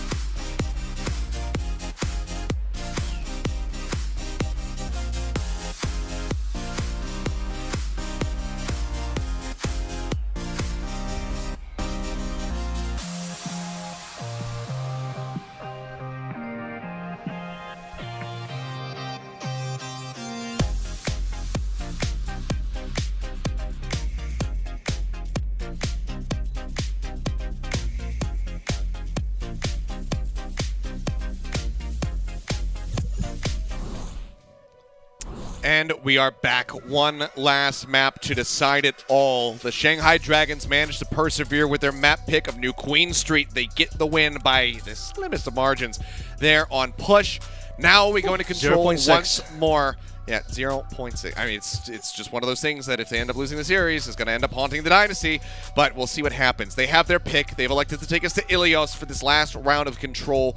The question is, as it always has been, can they close this out versus the Dragons? Can they finally beat them after nearly 2 years of being punished by this squad? Can they get the upper hand? Can they make their way into another grand final? And as I said, it is a 6-match win streak for the Shanghai Dragons against the Seoul Dynasty. It's been a long time since Seoul were able to best the Dragons, and while Seoul bested them at the most critical of times all the way back in, when it was Dragons on the royal road towards, well, not quite a royal road, but a road towards a finals of the 2020 season. Seoul stopped them. Could the Dragons be doing the same to Seoul now on their way to a much fated finals that Dragons, or rather Dynasty, have been waiting for so long? And, you know, New Queen Street certainly will be a map that you have to go back and watch again and really zoom in on, because as much as it hurts for Seoul, it's a brilliant play from the Shanghai Dragons. You know, I went back and looked as well.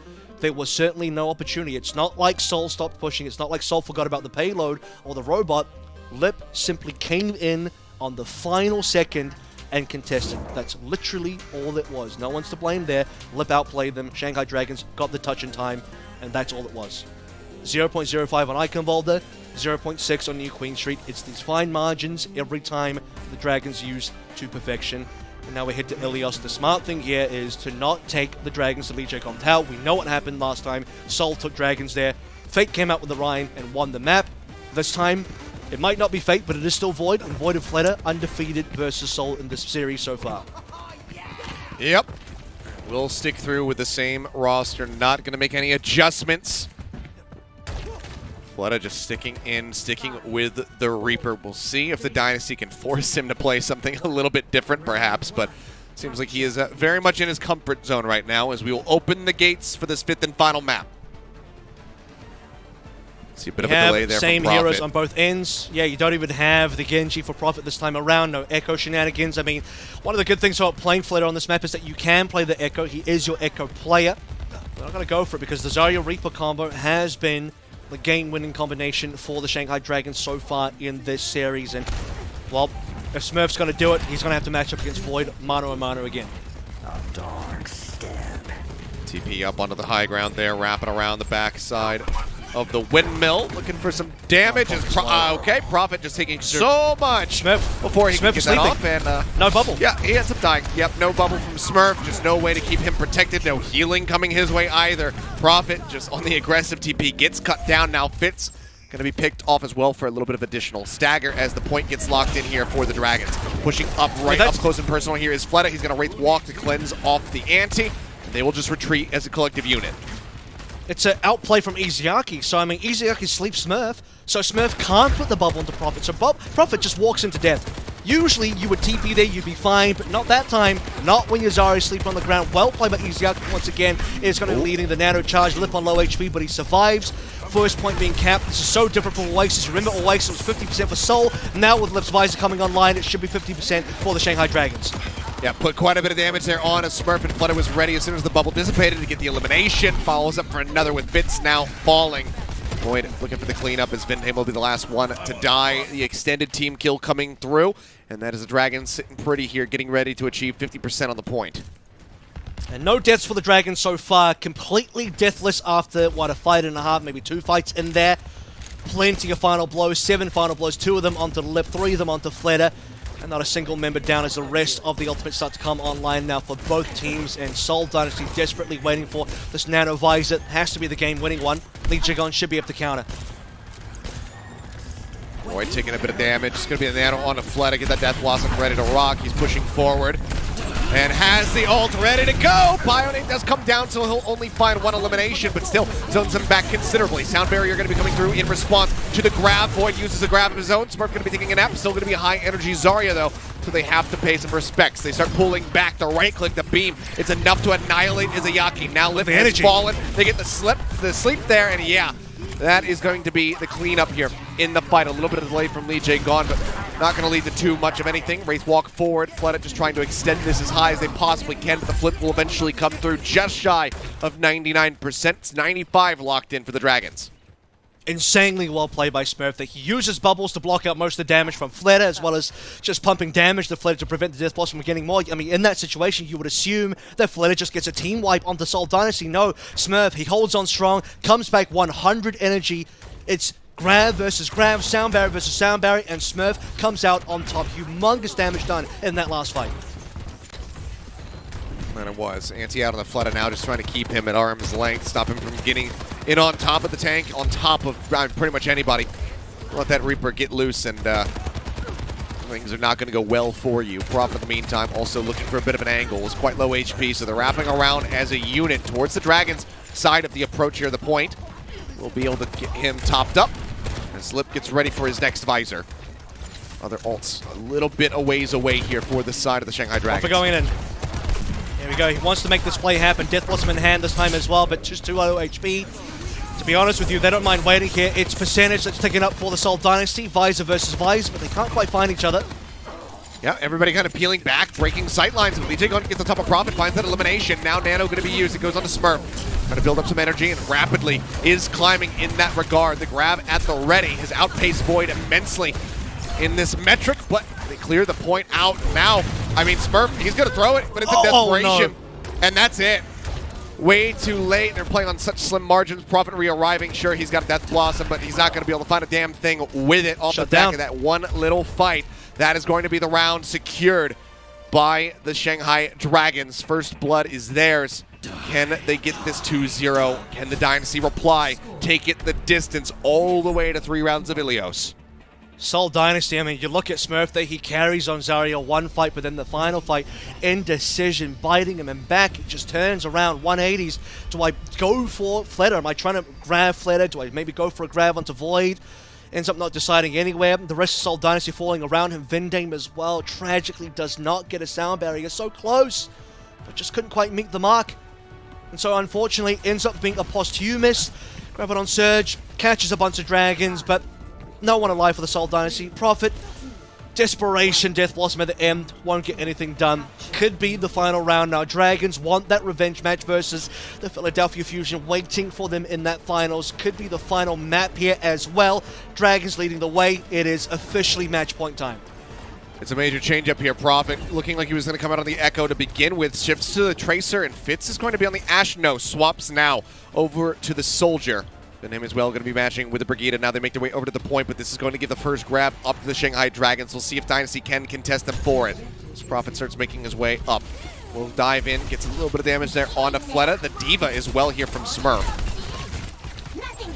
Smurf could have opted for the Winston. Just to be clear about this as well, what I will say about the Diva is it does have a little bit more pressure against Fleta's Echo. We did talk about the fact that Fleta being in means the Echo can be seen. It doesn't just have to be the Reaper, but Smurf has so less practice on this hero compared to Void. I mean, this is Void's signature hero. Yep, Legion finding the first elimination. Now Smurf going to be knocked out of the mech. He's looking for a target here to hit with the pistol. Try to get back into it. As he and Prophet is going to be jumped on. Smurf going to be the first one to fall. Fitz in the meantime got an elimination with the Izayaki, but that's about as good as it gets. The point now going to be locked in. As that does go through. Away. The 8 as well. I'm not sure about that. Since Prophet got a kill. I don't know. Could just be a little thing in the beta. Okay. I'm not too sure. Either way, he gets the elimination. He knocks Void out of the mech, and he gets the kill all the same. I'm thinking that's just going to be a beta bug. We'll call it. Yeah, you know, one of those things. A classic beta bug. I don't know. Prophet, he'll get everything. He gets a pulse bomb kill, but apparently got eaten. Who knows? At the end of the day, it still counts as a kill, so maybe it didn't get eaten. But we are now evened up 14% to 14. Thank Prophet for winning that fight, carrying the fight through despite the rest of the team falling by the wayside. Nano coming through for Izayaki. Creative looking for his as well, just a little bit further behind. Oh, he's just right into Void's rear there. Trying to get that next pulse bomb up, and I mean, he's nearly got it. He's set over 80% now. I can't even keep up with him. He's building this so very rapidly. They maintain control of this point. Recall comes in, keeps himself safe. As it's a little bit scattered now for the rest of the side of the Dragons. Fitz going to be falling low, rotates out, holds on to the Nano. The Nano used onto him just so he could try to stay alive. Lip now charging forward with attack visor at the ready. We'll find Vancouver starts pumping damage into Smurf. Will break him out of the mech. The elimination will come through on the back end of that one with Prophet dying. That'll be the flip there for the Dragons. Back in control, but still have a ways to go to take the lead. Yeah, you saw the damage difference there as well. The pressure onto Fitz. He instantly had to back out. He gets a Nano but can't visor. He's already on low HP. Surviving, looking for a health pack. Meanwhile, Lip is just shredding through the Seoul Dynasty, especially onto Smurf there as well. And there's just not enough Matrix to stop him. I mean, Matrix is decent versus the Soldier, but cannot outlast the Nano Visor, even with maximum Matrix on board. It's going to come down to Prophet. 10 HP remaining. That's an actual 140 Ilios, but Prophet still lives. Yeah. That he does. Void going to be antied out for now. The rally rolling from Vinheim, trying to keep everybody alive. So far working a treat. Void going to be demeched. The self-destruct going to be popped. Baby Diva seemingly safe. They cannot get the elimination before he gets back in. Yeah, Fitz popping the attack visor, looking for some targets, but Diva goes right up into his face. The Bionade comes flying his way. Prophet in the meantime starting to go off. Finds Lee J gone. They're looking for a little bit more though, because they still haven't gotten this flip back into their favor. He's trying to get the tracking down here on Izayaki. Eventually gets that elimination. Now turns his sights over to Void. Breaks him out of the mech. Prophet is going off. He is finding damn near everything in the kill feed right now for the side of the Dynasty. The flip will come through. 69% online for the side of the Dragons. The Dynasty should be able to overtake them here. If there is a world where Seoul Dynasty dragged this one over to Ruins, it is because of Prophet. He is currently deadlifting on this particular submap for the Seoul Dynasty. I mean, it really is Prophet. He's keeping them in the game. He's carrying the team. I'm not going to lie to you. If Seoul would win this one, it's going to have to be Prophet play of the match again. I know it's a meme. It's like Prophet play of the match every single time. But what can you do when Prophet is this good? Oh, Void now opting out of the Diva battle, says, okay, you know what? Let me just go over to the Zarya and just be able to get those beams through that D Matrix. Make sure that you cannot deny my damage. Flooded going to be making his exit, flies up over the top to keep himself safe. Lip in the meantime going to be nanoed up. Finds an initial kill as Vinheim will fall. We're approaching 99% here for the side of the Dynasty, but they're getting ready to lose control of the point. Prophet is going to be taken down. Flooded finds that kill. There's double DPS ults available for the Dragons to try to hold this point to its conclusion. We are going to reach 99s here. It's going to be the OT to decide everything. Can the Seoul Dynasty drag us to a Ruins, a decider on the final map of this lower bracket grand final, or lower bracket final, I should say, or is it going to be the Dragons punching their ticket to the grand finals? And it is going to be a rematch versus the Fusion as well. Plenty of ultimates on both sides, but I dare say the Seoul Dynasty have a bit of an advantage. Just waiting for Vindame, 29% more to reach towards that rally. Played it looking for a copy. Doesn't want to go for it just yet. Yeah, can be undone by this duplicate depending on who he decides to copy. Vinheim taking a bit of damage there. Does get back to full HP, and now we're in the double 99s. Attack visor going to be used. It's going to be a copy out onto the Tracer. Fleta has not really been able to play that so far this season, and so far he's not finding too much value. Needs to get the pulse bomb up. He now has it. Pops the recall. Is looking for the target. Stick comes in. He's going to find Vinheim. That's going to be the rally out of the fight. Creative is gone as well. There's no supports available for the side of the Dynasty. The self-destruct comes in, breaks Fleta out of the mech. The Helix rockets kill him off, and Prophet in the meantime found two with the pulse bomb. He got Legion on. He got Void. He gets his Izayaki, and that is going to be the point ticking down. They cannot get there in time with the swap to the Tracer, and the Dynasty will take us to Ruins to decide it all. And who's going to carry harder? It's going to be Prophet. Can Fleta do it as well? The deadlift is in his namesake, but currently Prophet is the one lifting his team up. And Flitter tries his darndest. I mean, what an insane micro play there. He gets the stick, kills Vendame, and by the way, uses the invulnerability frames from swapping between the Tracer back to his Echo form to eat the self-destruct damage from Smurf, get the kill into the Baby Diva, but still it is not enough. Gonna take a look at Prophet's POV again in the final moment. Boom. Stick over onto Void. Double kill to Lee Jagon. Flitter gets Smurf down, but at the end of the day, Playoffs Prophet has certainly arrived. It's been here the whole season, but you damn near believe it's leveled up once again. Look at this comp coming through. Smurf going to be going back over to the Reinhardt here. Prophet onto the May. They're looking to brawl this out to victory. We'll see if they can get it done. It's not been the most successful for them. See how they fare now in this map 5 third sub-map scenario on Ilios. Sleep connects onto Void. They want to get the charge off on him. They cannot get the pin. It's actually a little bit of a hairline sleep onto Smurf as well as he quickly gets woken up, interrupting the charge. For now, Dynasty occupying the point, looking to get the first cap. Contest not going to be able to come through in time. Flutter now dropping down into the point. Wraith Walk going to be burned. There's the wall, but it does not cut off his retreat. He manages to make it out to safety. Prophet going to be falling low, goes into the ice block. Izayaki taken down first and foremost as Smurf finds the kill. He'll get a follow-up. The fire strike through. Takes out Flutter. Prophet, however, does get picked in the end. Smurf is low on HP, so he's got to pull back. Fight's still not quite over just yet. You will say that Seoul Dynasty had the advantage. They had the cap as well in Ilios. The script writers, they're not messing around today. How thematic would it be if the Seoul Dynasty in this exact same stage on map 5 win with the Rhine when it was the Rhine that beat them last time when Fate played it on Control Center? Now Smurf wants to take charge, hammer in hand. 35% and counting. Fits nearly on that visor. Way ahead of Lip. That he is. Izayaki going to be taking a nap for now, but it's so far off the point, it looks like no one can get to him. A little bit of a Helix Rocket wake-up for him, but no kill to be found for the side of the Dynasty. Lip looking for a target, but they'll just cut off his line of sight, force him back over onto the walkway here on top of the point. Now it's going to be the Nano Visor out from Fitz, charging forward behind the shield of Smurf, and it's looking great for the side of the Dynasty. The damn near Tim Wipe comes through as Lip is the last one standing, and they will eventually get on top of him. They confirm the kill. Vendame picking up 2 in the fight. 64% now for the Dynasty. Have they done it? It's huge, and they haven't done it quite just yet. They have to survive against the barrage of ultimates available with the Shanghai Dragons. However, the sound barriers will be the make or break. Vendame and Lee Jagon both have them. Prophet as well with the Blizzard. So once Shanghai Dragons want to get aggressive, if you want to grab here, you're going to end up eating a Blizzard in response. Now, the good news between Void and Smurf here for Void is that in this matchup, you can get bigger grabs. However, you see that Smurf is currently isolated. He's not playing with anyone except Prophet, so it can only be a 2-man grab, and actually, it's a huge amount of kills.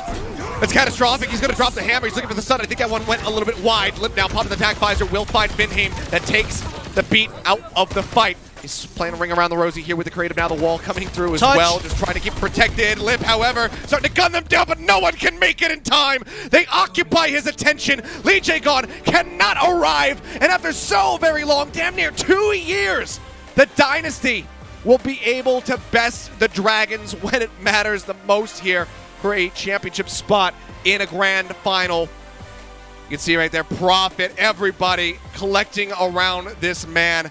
He got them through that second round of Lighthouse. He got them to the final round of Ruins, and from there, it was a collective effort to get the victory.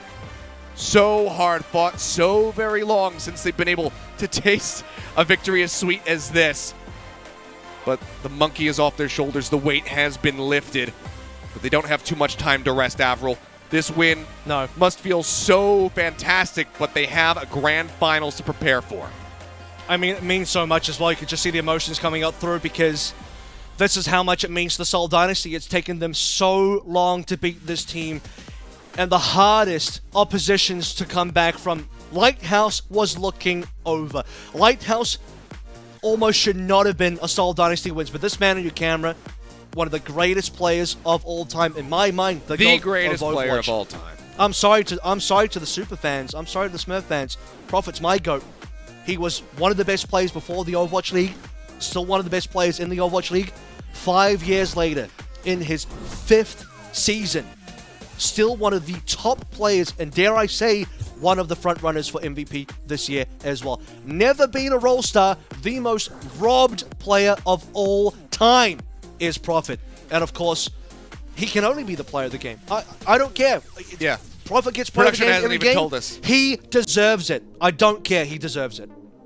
We were talking about this all the way back around Gibraltar, and it's like, yeah, I think we have to give it to Prophet. He's just kind of performing the best, and then we get to these last few maps, especially Ilios, and it's just good lord, the numbers that he was able to put up. But even from the first map, coming out of the Genji, just diffing everybody in the lobby, he was the one who helped kick things off, put the right foot forward for the Dynasty. It got tripped up a little bit in the middle, but by the end, I mean, good God, it's just the Prophet show. The only player from the Apex era that is still at this level. I mean, we talked about this as well. Previously, we could have said that Birdring was there as well. Rascal at this stage is retired. Who are you? We can give He's Fleta still playing some at credit a in that super regard. high level. Yeah, but the thing is, Fleta wasn't. He was playing at a high level, but I guess his team kind of let him down during the Apex era, whereas Prophet was the literal champion, right? The final champion of Apex in Season 4. Apex Premier At a high level champion in as Apex, well. yes, that's not Fleta. Yeah, Jisoo Busan, and it's just like, in terms of staying at that level, having those accolades come through all that time to still in Season 5 of the Overwatch League be not just a good player, but legitimately one of the best players currently in the Overwatch League this long into his career. Simply unmatched. That's why he's my GOAT. It's simply unmatched. So, Seoul Dynasty, if there's a way for them to get to the finals, it's from Prophet. It's off the back of this guy. Jump in his backpack. Get on this horse. He's going to take you home. I mean, look, no matter which way you slice it, I think that seeing what it meant to him in particular, as well as the team overall, even if you are a Shanghai fan, I think that you can feel happy for him, because you could tell how much weight was lifted from his shoulders. This burden that he has bared for nearly 2 years of not being able to get a victory over the Shanghai Dragons, not since that 2020 lower bracket final. It just incredible performance from him, from the Dynasty overall, but this was a hard-fought battle, Avril. This was an incredible best of 5, going the distance all the way into that 5th map, into the last round of Ilios to decide it all. But they finally were able to put their foot down and tell the Dragons, no, not this time. We need this one. But they're not done yet, as mentioned. No. They still have their work cut out for them. Before we even really get into the topic that is a best of 7 grand finals that is just about 30 or so odd minutes away from them, you know, the Fusion have been sitting back watching this play, maybe sweating a bit as they see the form the Prophet's in, but they have the advantage of preparation. Now the burden is on Seoul Dynasty once more to see if they can excel. We've got a lot to talk about, though, so we're going to take a quick little break. We're going to take a breather, and then myself and Avril will come back. We'll chat about this incredible best of 5 series a little bit more, and then we'll get ready to go in that grand final. The Overwatch League is brought to you by Upper Deck, the official trading card of the Overwatch League. And by TeamSpeak, the official voice supplier of the Overwatch League.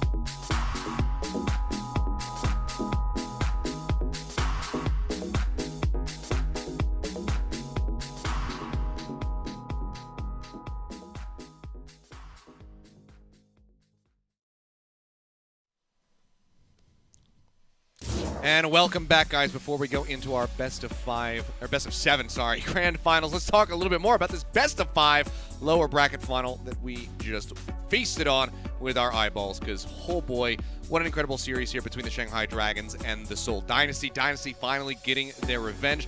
Avril, to me, this felt like when you are the younger brother and your older brother, your older sibling, constantly just whoops you at video games, and you've never been able to beat them, and then you finally go in, whether you're playing like Tekken or Street Fighter or something like that, and you finally just crush them, and they're like, oh, you've learned how to play the game, I see.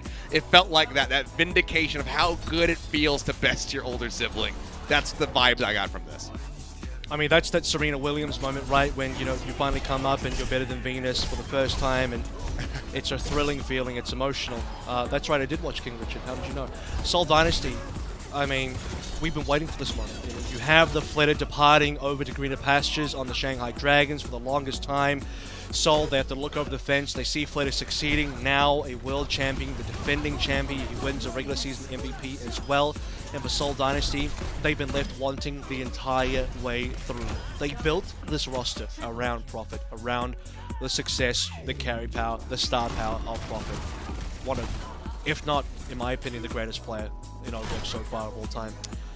So far, because the ink is not yet dry. Seoul can still win a title here, other players can still fight for that as well. But for Seoul Dynasty, this is the comeuppance, this is the redemption we've been waiting for, because so many years they look like they've had competitive rosters, but they haven't borne fruit. Now they're finally back into a finals. It's been almost 2 years since we've gone back to a finals. Last finals that they'd been in was the 2020 playoffs, the literal grand finals of the entire season versus the Shock. So it's been a damn long time for the Seoul Dynasty. Prophet knows all too well what it's like to be a champion, but boy, has it been so long since he's been an actual champion. That it has been, and again, he's not there yet, but he is so very close to being able to achieve it. And we'll find out in just a little bit, obviously, whether or not he's going to be able to make that a possibility, whether or not the Dynasty can continue to best the Fusion, or if the Fusion will continue on with this hot streak. They looked fantastic yesterday versus the Dragons. Were able to take that cleanly with a 3-0.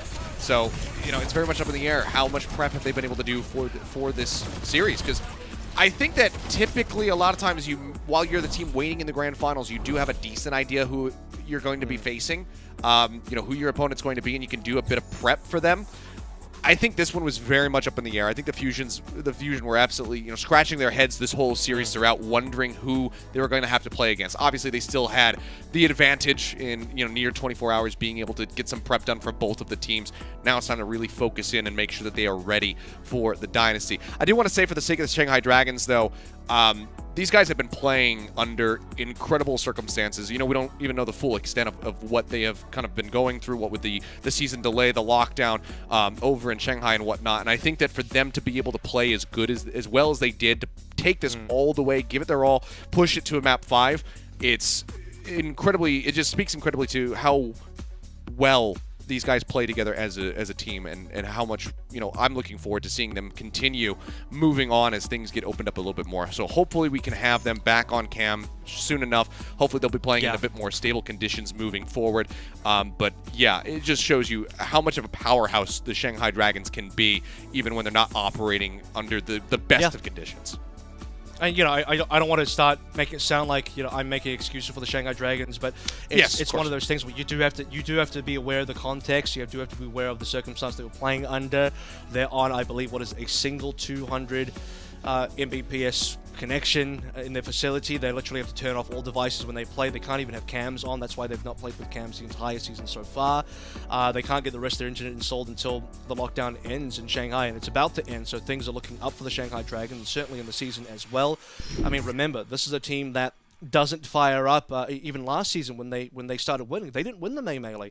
They didn't start really coming through until, I would say, June Joust onwards, after beating Dallas in that final, and then they started dominating with the Sombra ball compositions. Summer Showdown was amazing for them. That was APAC dominance.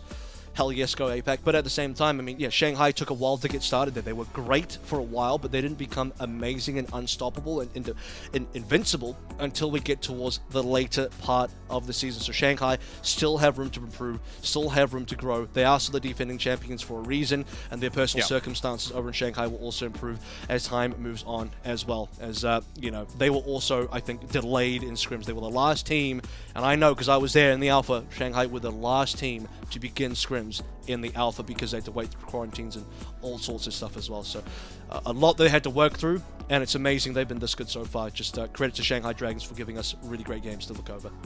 Yeah, for sure. And just to go ahead and reaffirm, we're not making excuses, you know, for the loss here.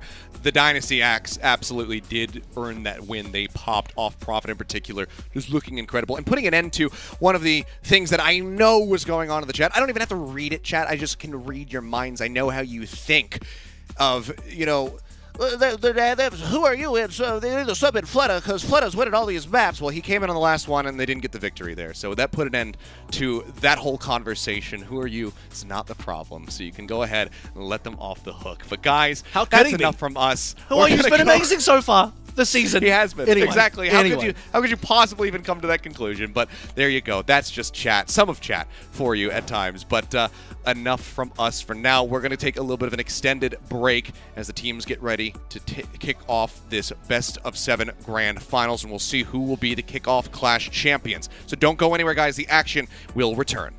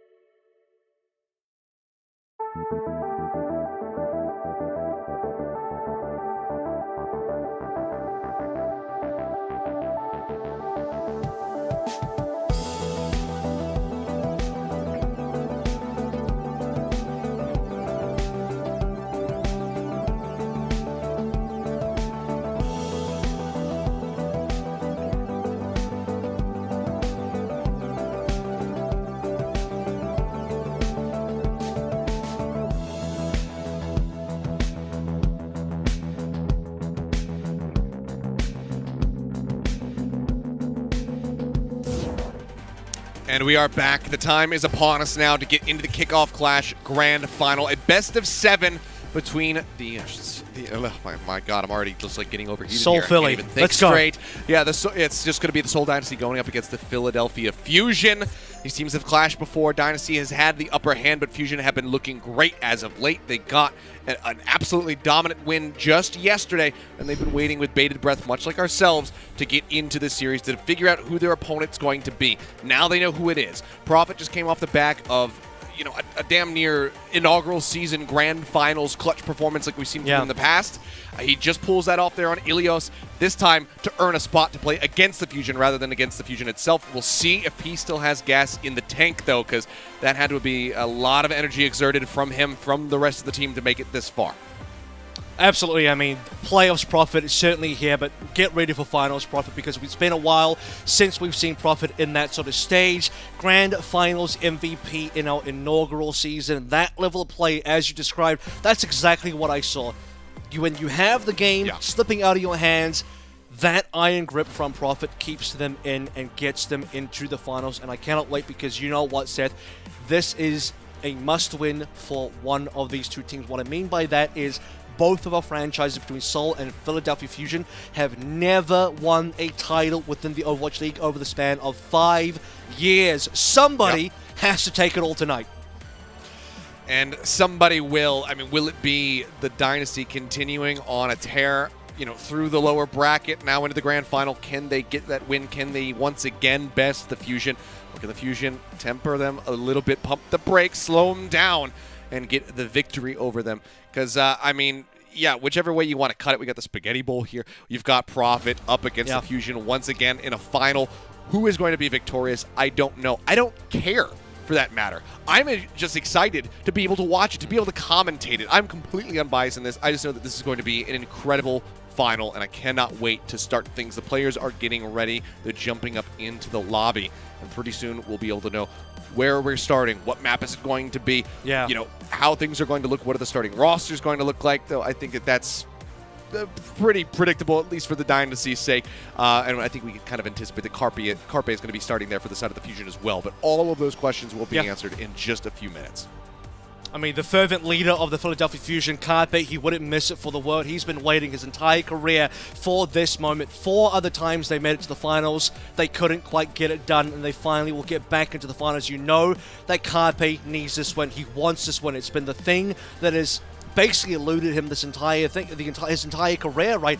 People always say, look, Carpe, can he be one of the greatest of all times? I guess he is one of the best players of all time, but he doesn't have any titles, no victories, no chips, nothing to work with. But now it could be the time for change. Backed by a star-studded rookie lineup, this is the best Philly have looked in quite some time. Last year, didn't even make it to a finals. This year, they bested the Shanghai Dragons. They bested most of the teams they came up against, had a bit of a rough patch in, I would say, their final week, but things are looking so good for this team. And I mean, Seoul Dynasty as well, off the back of what we just saw versus Shanghai, they also defeated their demons. Both teams had to beat Shanghai to get here.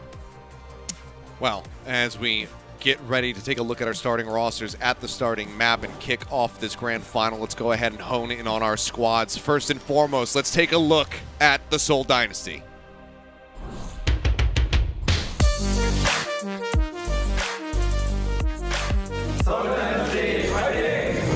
It just gets better and better for the Seoul Dynasty. Smurf just playing out of his mind. Here we go again. It's the Smurf show. They're an absolutely terrifying team. It's a lot more playoff profit than anything else, and that should scare anyone going up against Dynasty. I mean, him so many times before. If he just lands this one, wow, that's a bit of gone. Fitz gonna drop the Dragon Strike, and takes down 3! The Dragon is massive from Fitz. The clutch factor from the Seoul Dynasty is just incredible, honestly.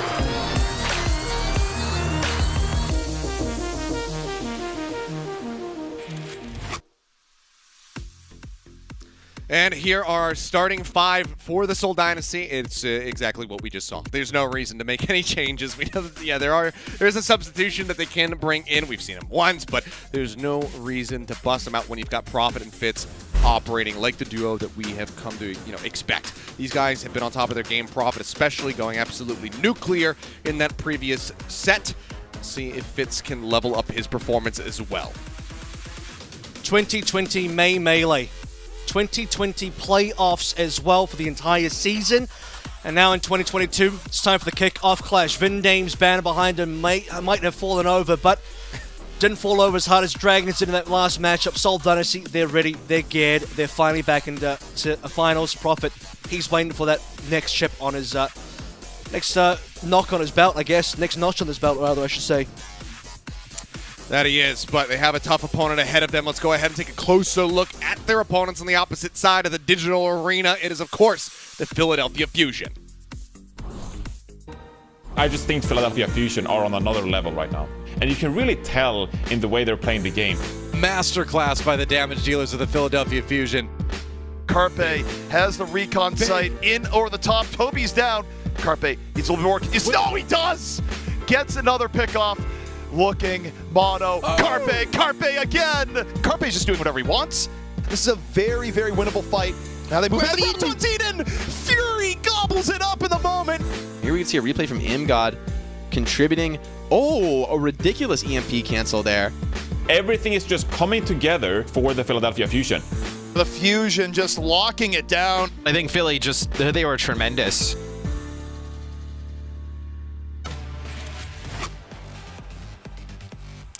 And here they are. Carpe, the veteran on the squad, going to be leading the charge alongside Aimgod, of course, who's been in the scene for quite some time. But they are flanked by their rookies, Zest, Belosria, and Fixa, all who in their own right have looked utterly incredible here in the APAC region. Absolutely. You look at this team, finally back in the final themselves as well. Like I said, somebody's got to win it tonight. 2018 Stage 2, 2018 Season Playoffs, 2020 Summer Showdown, 2020 Countdown Cup, and 2022 finally the Kickoff Clash as well. For both teams, last finals appearance was in 2020. It has been so long for everybody. Carpe looking for his first ever ring, first ever chip. Rookies flanking him, superstars all around. Seoul Dynasty, many veterans. Vindame, new to the scene. Stalker, played one game so far, but he'll be happy to support his team. Smurf, two-time champion on this roster as well. Seoul, they have the players, they have the mechanics, they have the legacy. Fusion, they're building their legacy starting today. We'll see if they can get it done. Carpe, like you said, looking for that first tournament victory. As we'll see if today can be the day. They might have a very long road ahead of them, a best of 7. If it goes the distance, which I sure as hell hope it does, it can be exhausting. It is no longer a sprint. It's not a 3-0. Yeah. It is a marathon.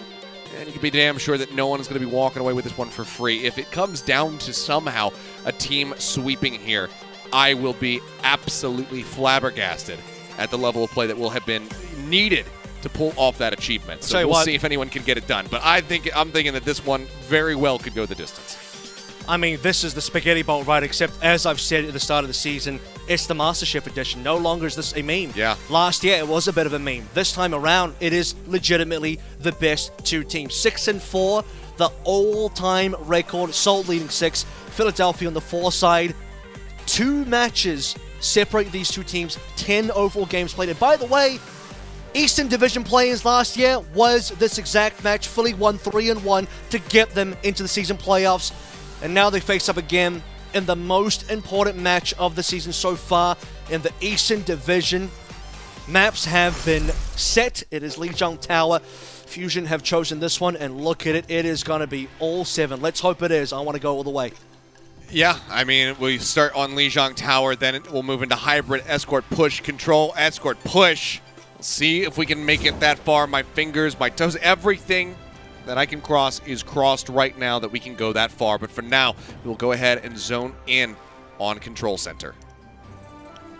And we'll have Get a ready, pause. folks. bit of a pause to start things out with. I mean, hey, just get the anticipation up. I mean, this is what we've been waiting for. This is what all the fans have been waiting for. If you've been a Seoul fan this entire time, your roster was built for success. Off the backs of Lunatic High, all the way back in Season 1, pre-season, you had Yu Jae Hong, you had Miro, you had Toby. You got Toby back. And off the back of Toby, you've made a finals. Now you've got a star-studded lineup. Is it your turn? 3 finals appearances, of this one being your 3rd. Fusion, on the other hand, 5 finals. This is your 5th one. You've had the taste of victory so close before. From the EQO clutch, the 3-4 result versus Paris that you nearly had, 2-4 versus the Shock as well in Countdown Cup. You've been to a season final, so have Seoul Dynasty. The pain ends for one of our franchises tonight. Somebody has got to win. Winner takes all. That they do. We'll see who is going to be victorious, who's going to be holding their heads high at the end of this all, and who is going to be waiting for the next tournament cycle to try to then be able to take home a championship win. The countdown has begun. They're going back into the game, so enough little teasing. It is time to go ahead and get a taste of these 2 squads as they get ready to square off against each other. Control Center again to begin. Ilios, you better get a taste, because I'll tell you what, guys. The sauce is prepped. The pasta is boiling. Dinner is now open for service.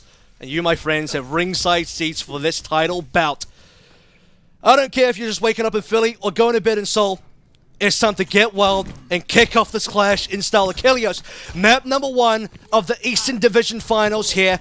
Lijiang Tower. Let's get into it. And here we go. The gates are going to open. We'll take a look, and it's going to be Smurf coming back through with the Reinhardt Prophet on the May once more. Soldier Genji out for the side of the Philly Fusion. And Creative as well, sticking for a moment with that Baptiste, but it seems like they're going to see the comp, and they decide to swap it up wholesale.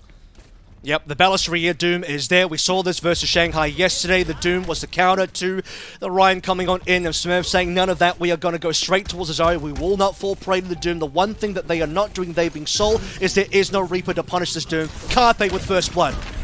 Yep, hungry for that ring. Gets first blood. Creative going to be taken down. Says popping that deflect, and Carpe finds another. Smurf is well going to be eliminated the dash forward, looking to get the punish there on a Prophet. He will manage to make his way out to safety, but the cap is first and foremost going to be coming through for the side of the Philly Fusion. That's Philly Fusion as well, maintaining control. They didn't have to go back to spawn to change the composition at all. So, superior positioning here. How long can they keep this Doom going, though? Not the best matchup for the Doom, but again, no Reaper on the opposite side to punish. Zest, no bubbles to work through. He has to rely on Balusteria to make space as he would on the Winston. Zest versus Prophet, the 2 biggest carries on either team. Carpe taking quite a bit of damage there. Side-trick slam forward, just going to be absorbed by the bubble out from Smurf as they start getting some position here on the point. Vinham going to be taking a nap. Can they collapse on top of the enemy Lucio? They absolutely can. It's actually going to be AimGod who lobs that nade in from a distance, gets the final tag to get rid of the enemy Lucio. Balusteria, however, will be traded out. Flip not yet there for the side of the Dynasty, but they are certainly looking for it as Smurf continues to play up front and build up that energy. Looks for Zest. They'll force him off the point, and that should be the flip coming through, but last second, there's going to be the contest. The Nano now coming out. Carpe pushing around the corner, finds Spit, stops him from getting that health pack, takes him out of the fight. As he'll have that attack visor should he find it necessary, and Prophet is not going to get much value there with that pulse bomb lobbed in. Doesn't get a target, doesn't get a kill, doesn't find too much damage either, but the Dynasty have bought enough space to go ahead and open up the point. They get the flip, they take control away from the Fusion. They find themselves at 54%. We'll see if they can retake quickly. Trying to cap this one, or rather trying to catch up in cap so far, but Balusteria putting the pressure on, so plenty of ultimates to play through the blade available as well, but it's going to be the visor from Carpe first. Opens it up, he's looking for some targets there. Smurf going to be taking the lion's share of that damage, but absorbs quite a bit of it with the bubble. Sound barrier going to be dropped by Fixa. Meteor strike out from Balusteria, takes it out to safety, drops down, now comes in, dives forward, and ends up being snatched up by the grab from Smurf. They had him anti out, they thought they could get the elimination, but they cannot. Instead, it's going to be 4 quick kills, now looking for the 5th. There it is, coming through for the side of the Dynasty. They will hold the point. They're catching up now as far as that percentage is concerned. And now that we've finally gotten past that Doomfist as well, Bellisria going back towards the Winston. He didn't want to have to play Doomfist, but he was correct in the read upon the fact that Smurf was probably going to come out on the Rhine. This is going to be a much better matchup for Bellisria. Double grab kills from Smurf as well. Fixer already used the sound barrier earlier, so could not save the team from the grab. Vindame still has that sound barrier available for Zest. Fit's going to be taking a nap, put quite a bit of damage down onto him. The bubbles out from Smurf, keep him protected, allow him to escape. In the lead now by 10% is the side of the Dynasty. The blade at the ready here from Zest. The Nano nearly there to couple with it. See if they can break open the point, but Carpe instead takes it into his own hands. The Helix Rocket connects on the Prophet. They get rid of the enemy Tracer. Nano going to be used on the Smurf. He charges forward, high energy on the Zarya, at least mid-range energy here on the Zarya, as he will force them back. The loss of Aim God going to be a bit too much for them to deal with, and now with Fixa out of the fight as well, the Fusion have to reset, and they are running out of time. The problem is they didn't nanoblade there, right? So Vindame still holds the sound barrier. We're going to get into final fight territory. They would have loved to have forced the sound barrier out of Vindame already, but he'll have it still. So this is going to have to be the nanoblade, but can it find any value? Prophet has a pulse as well, and we know how good he's been on that so far. Maybe not on this map, but certainly the previous series. Is going to miss. That's a positive for Fusion. Doesn't get that connection. Now the blade's going to be pulled instantly. The deflect has to be used, and Zest pulls back over towards the point, plays in with the rest of the squad. A couple swipes forward there on a Prophet, gets rid of the shielding from the sound barrier, but otherwise this is about a kill. Bellisria nanoed up, leaps in, manages to find creative, doubles down, gets a second kill. Now on the Fitz. Is that going to be good enough? Is it at least good enough for them to get the flip? They will go ahead, surrender control over to the Dynasty. Fusion now in control, but they still have 40% to gain if they want to win this round.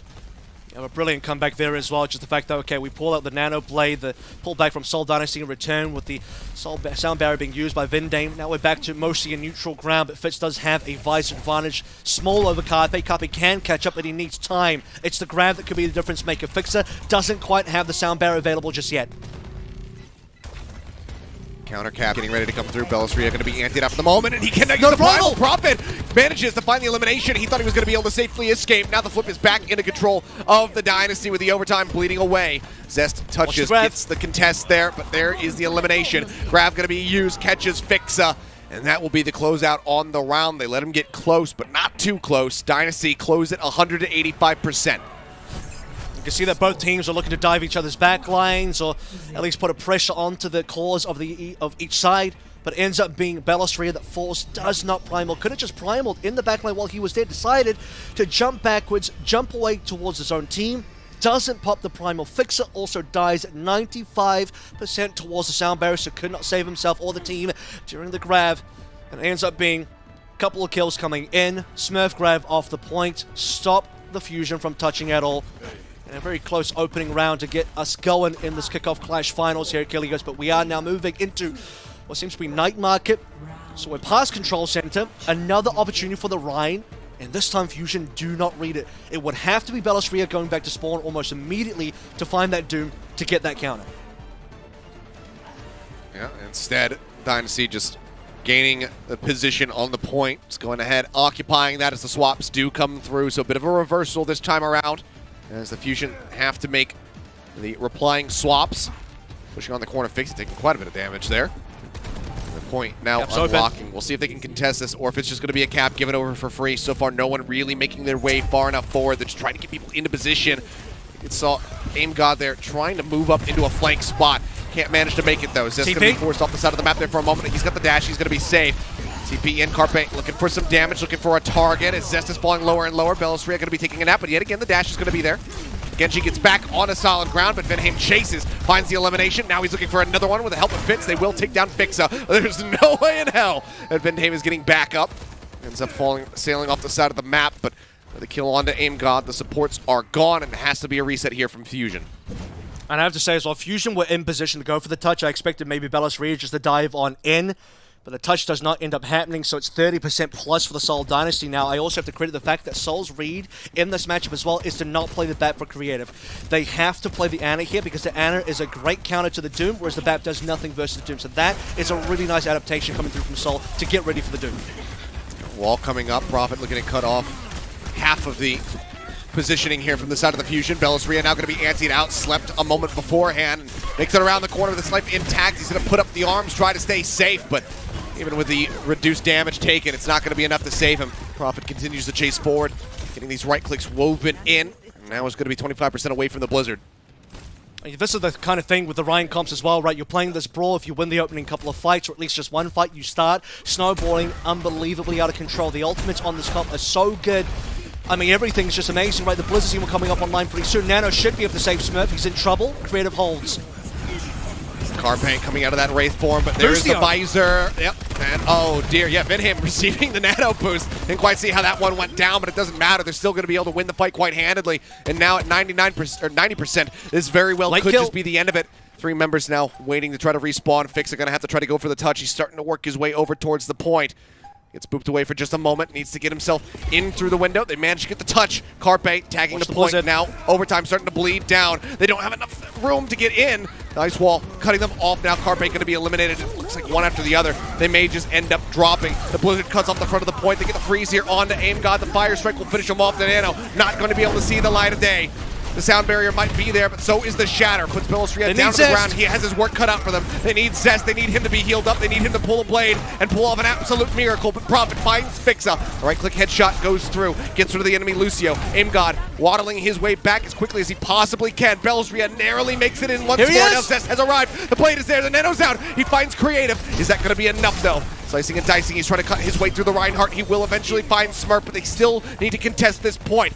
Prophet is there. He's in the ice block. Fit's going to be antied out. Ends up going down. Prophet trying to buy some time as they try to hound down Vinham as well. Vinham will kill off Aim God, and just like that, the blade helps them clutch it out. The Fusion are not done yet. They get themselves on the board. My God, the final touch coming in from Belostria to keep it alive. The ice wall nearly stopped them. Carpe as well in there waiting for Zest. EQO might not be on his team right now. He might not be on the Fusion, but the soul of the Genji Blade Clutch still lives within the Fusion indeed. What an amazing comeback coming through from the Fusion, but also the Seoul Dynasty used their Blizzard so aggressively off the point. They could have just Blizzarded the point itself. That might come to cost Prophet a little bit later on. Still 99-27. Still the lead. Nano coming back on life and creative. Would like to not see that on Vindame again. Once more the point going to be capped. The OT will start bleeding away. They at least get a reset on that timer. Carpe trying to dive in deep. Has this bolt pump at the ready, but he's going to be antied out. The recall was already used. Him got it. Carpe Fixa now gone, and that is going to be it. Zest this time. I don't think he can pull a rabbit out of a hat. He'll dash forward, but the beam is there from Smurf. The damage from Prophet. They will get the elimination. It'll take them a little bit longer. They only get up to 30% though. Seoul Dynasty will take the first map of Lijiang Tower, with the second round being 100% to 30. They kick things off with a map win. Almost a brilliant comeback there from the Fusion. Kept things alive, but Mountain was too high to climb for them, unfortunately. Seoul Dynasty, massive lead, comeback, one more fight. Smurf on the Zarya as well. Brilliant neutral play. Still though, decent showing from Fusion strategically as well, understanding the matchups. Unfortunately, they were not prepared for the second round of the Smurf Ryan coming on through. They were expecting, okay, maybe Smurf will honor the Winston duel. Nope. Seems like Lijiang is now just a full Ryan map. Gladiators did it first. Lijiang also was in Shanghai's hands for the triple Ryan. It didn't work out for Shanghai. Philly were ready for it, but unfortunately, Seoul Dynasty, that much better in this particular matchup, at least in the first map. Well, it's a solid start here for the side of the Dynasty. Fusion, though, now have their map pick. We'll see where they decide to take us for hybrid. I have my thoughts that it's certainly not going to be Midtown, but we'll find out what it's going to be when we come back from the break, so don't go anywhere, guys, as Grand Finals continues in just a few minutes.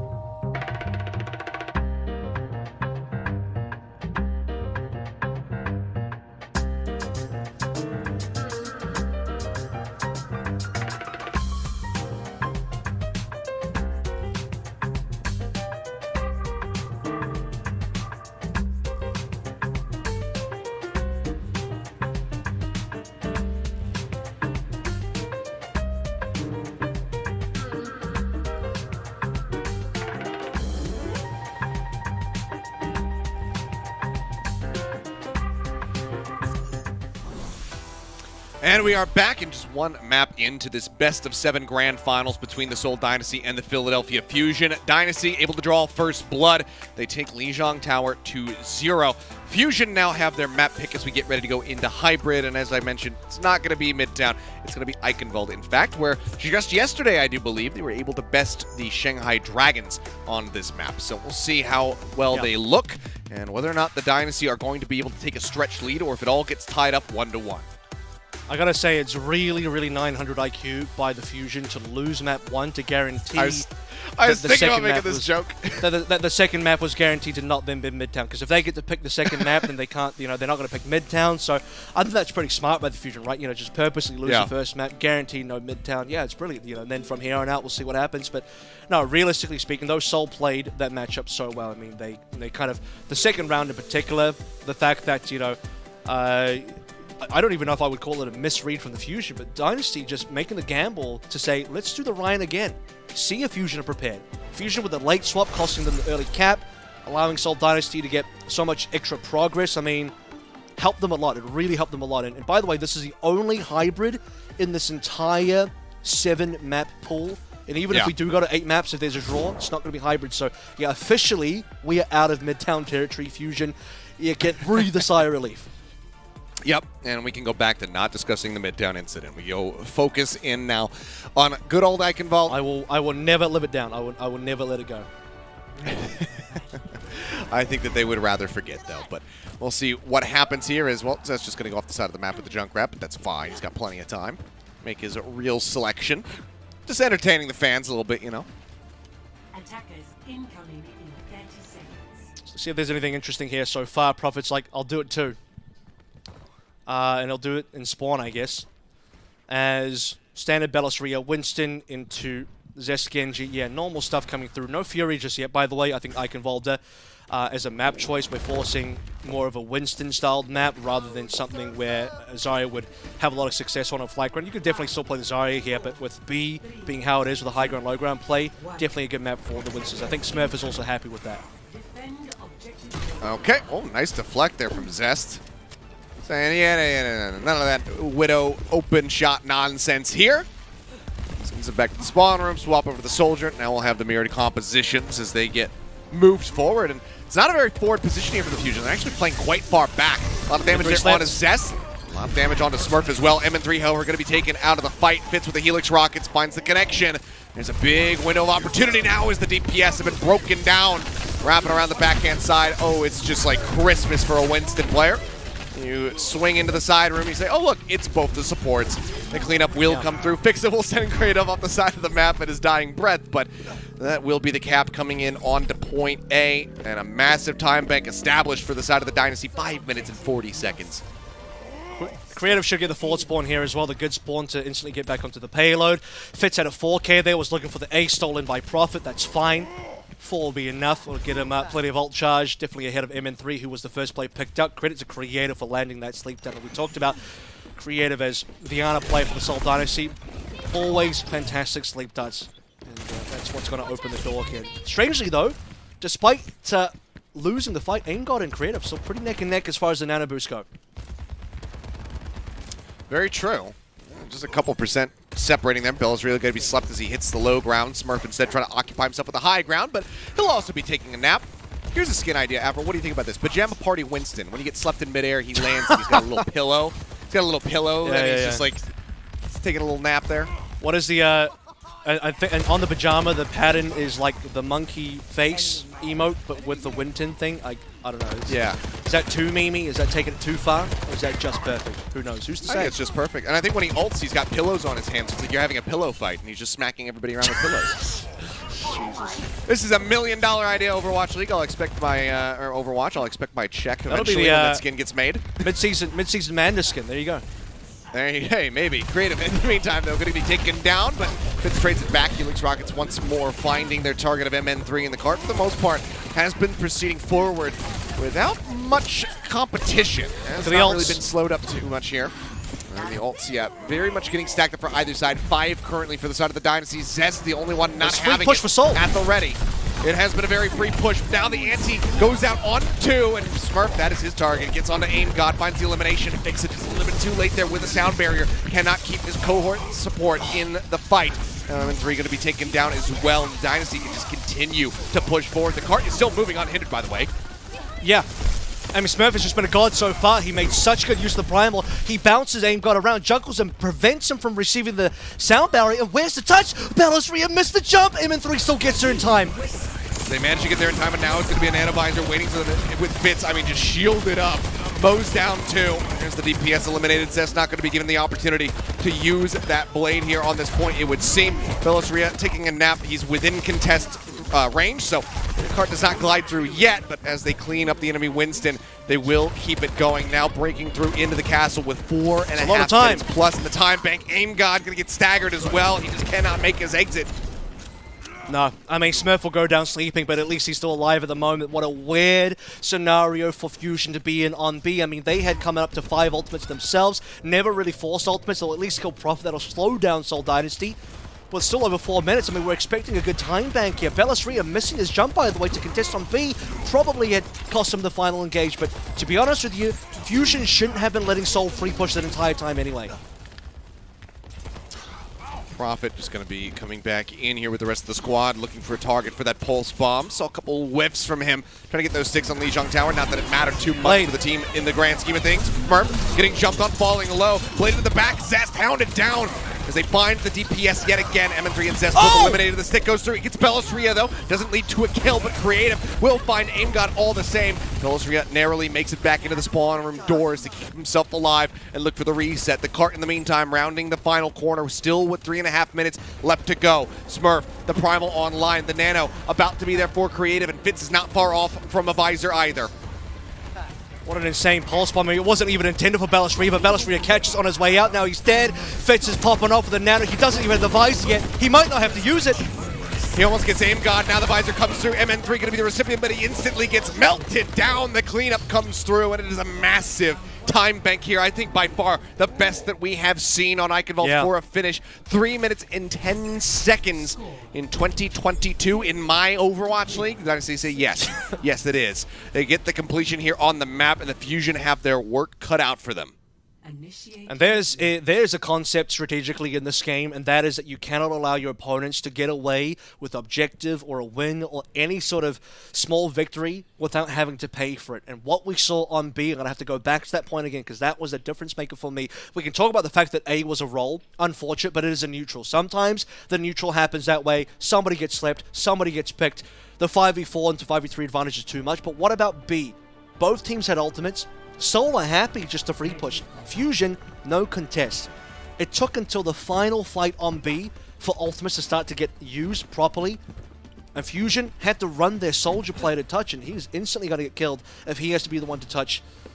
Again, Ballasria, no touch there. Himself missing the jump through the window. It happens. It's unfortunate. Philadelphia Fusion as well, having to defend up against a 4-minute 30 time bank on C. It's just too hard. And then Seoul Dynasty coming up into Ultimate, Smurf on Primal, Nano Visor, everything's still there. Seoul Dynasty in incredible finals form. They're looking unbelievably warmed up. I don't know if it's that Shanghai game that did it to him, but I guess if it takes you 5 maps to beat Shanghai in the manner in which you had to do it, you better be warm. You better be fired up. Yeah. Like I said, is there going to be gas in the tank still? It seems like, yeah, there is. Maybe they're in an electric vehicle and they had enough time to recharge. I don't know. Enough about that anyway. The dive starting to come through from the side of the Fusion. So we have the Tracers off the rip. Ballasria going to be anteed out for the second time so far here on this attack, and this time they will be able to get the elimination. Ballasria out of the fight. That's Fusion gathered up now in the side room with Prophet, hammering them with those pulse pistols, just looking to build up towards that pulse bomb. It's Creative again, you know, opening up the fight for the Seoul Dynasty, this time on the defense. Bionade collecting the kill into Ballasria. Prophet just knows how to play towards his limits, collecting a lot of ult charge. Still alive currently. Looking for that pulse bomb. Zest trying to match. That's actually a kill to Fitz. So 5v4 this time for Fusion. Yep, they managed to segregate Fitz away from the rest of the team. Bionade in response will force them back for the time being. That does help keep Smurf alive for this recontest, but the first tick going to be snatched up here by the Fusion. The progress that they can get is going to be very much welcomed See though, Prophet moving forward, going for the last second contest. Will touch in onto the point. Bit of damage going his way, still holds onto the recall. The rest of the team now coming through. Belzria going to be taking a nap as Creative manages to get to sleep. Pulse Bomb not going to find the elimination, but it might not matter because Aim God's still going to be taken down by Prophet with a Pulse Pistol. Oh! But there's the stick, and Zest, he will answer back in a major way. Creative and Prophet both now going to be out of the fight. As Fixa got rid of the enemy Soldier 76 as well. Vendheim, so low HP, cannot escape. Smurf will be the last one getting cleaned up here. Cleaned up here as he fishes for a little bit of extra primal charge, but man, Zest went off on this attack. Zest don't care nothing about any other rookie. He wants that Rookie of the Year award indeed. How many kills was that? Nearly like 4 frags or something like it. I believe he even stole the mini health pack away from Vendheim as well to secure the kill. A Pulse Bomb stick on the Prophet. How do you do that? How do you stick another Tracer? That was incredible. Coming through from Zest, the young rookie for Fusion. Gives them the opportunity to save the fight when it was looking so dire. Talk about Prophet clutching. That was a Zest clutch. All right, Zest, you know, as a rookie, he's been watching Prophet for many a year, just like we have, and I'm sure that when you share a similar hero pool as the GOAT himself, you pick up a thing or two when you're studying the tapes.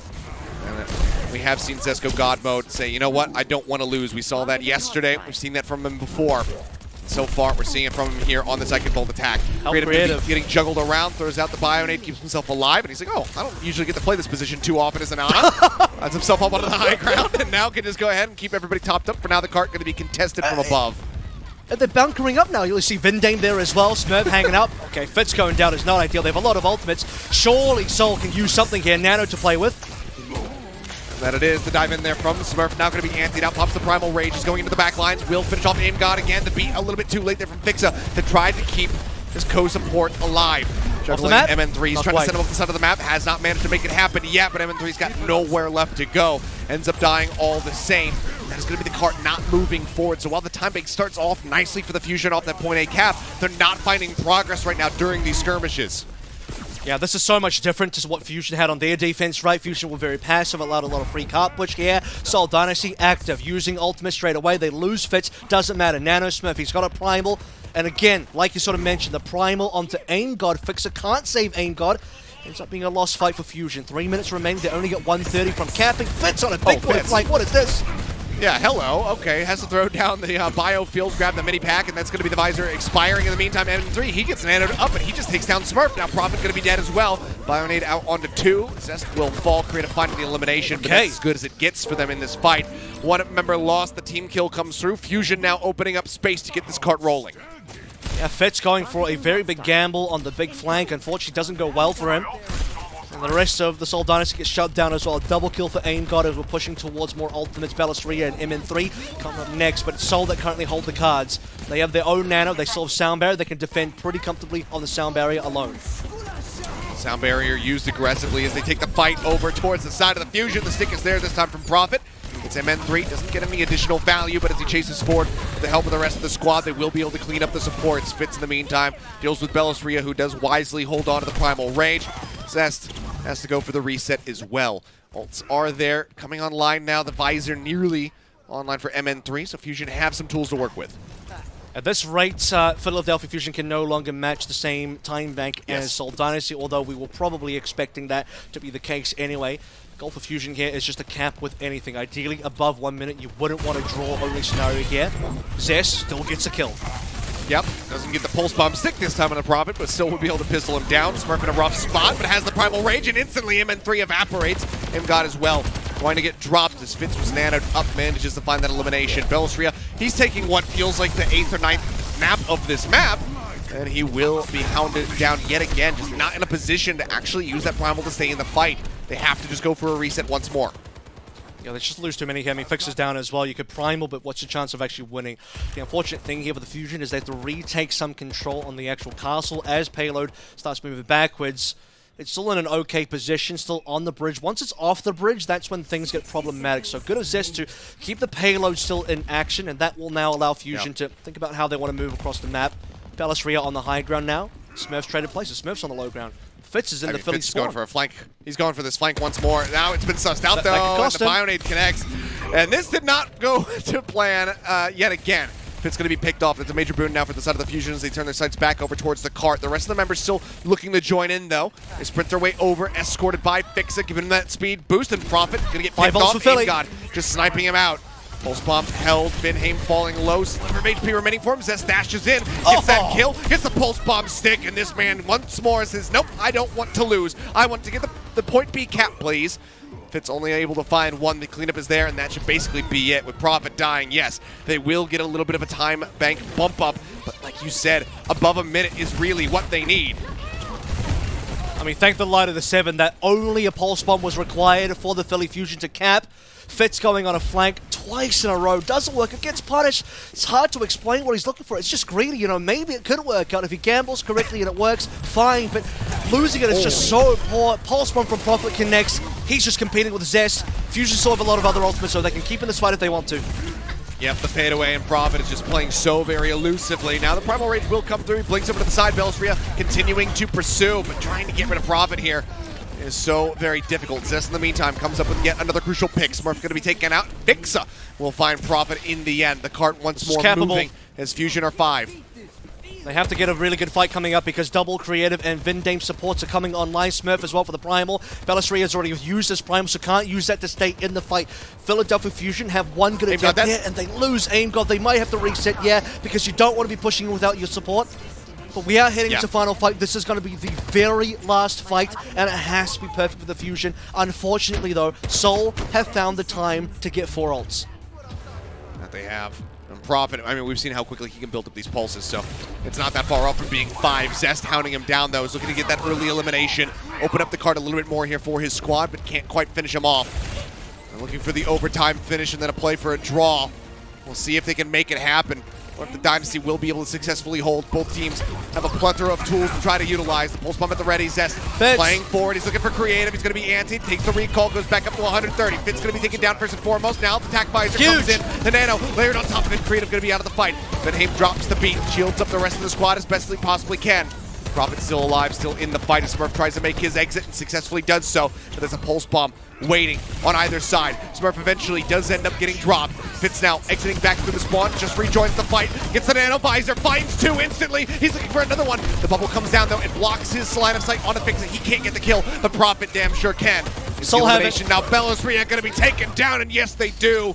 Zest, despite his best efforts, his wants to win, cannot clutch this out. Seoul Dynasty will successfully hold at C, and they will move up 2-0 in this grand final. My goodness, Zest versus the entire world nearly puts the team on his back again. It's 5 versus 3, and Seoul Dynasty just have to hold on for dear life. They're waiting for Fitz, waiting for Creative to come on back. Brilliant dive from Zest and also Belastria to get Creative down. Fitz, no idea how he dies, but Fitz is consistently somehow dead at the beginning of these fights. Twice, it was because he was going for a gamble flank. That time, just got outplayed. Don't know how else to explain it to you. But still, I mean, the fact that they survived long enough. Smurf is still there. The Primal helped out a lot. Sound Barrier helped out a lot. Then Fitz comes out. Nano Visor collects 2 kills. Doesn't die. Pops down the healing pad. That's what gets Seoul Dynasty the win at the end of the day. Although I do have to also say, if Philly had capped, it would have been a 0 versus 3+ minutes. Fusion could only play for a draw. They cannot win the map regardless, even if they would have capped. Yeah, but obviously would much rather have the draw. Move forward with that, keep the score where it was, but they cannot make it happen. It's not going to occur. 2-0 lead now for the side of the Seoul Dynasty. They are halfway to being the Kickoff Clash champions. Once more, the Fusion will have their map pick for Escort. We'll see where they decide to take us when we come back from the break. Don't go anywhere, guys. Slim margins here, but the Fusion just not quite being able to find purchase yet. We'll see if they can get it done on Escort when we return from the break.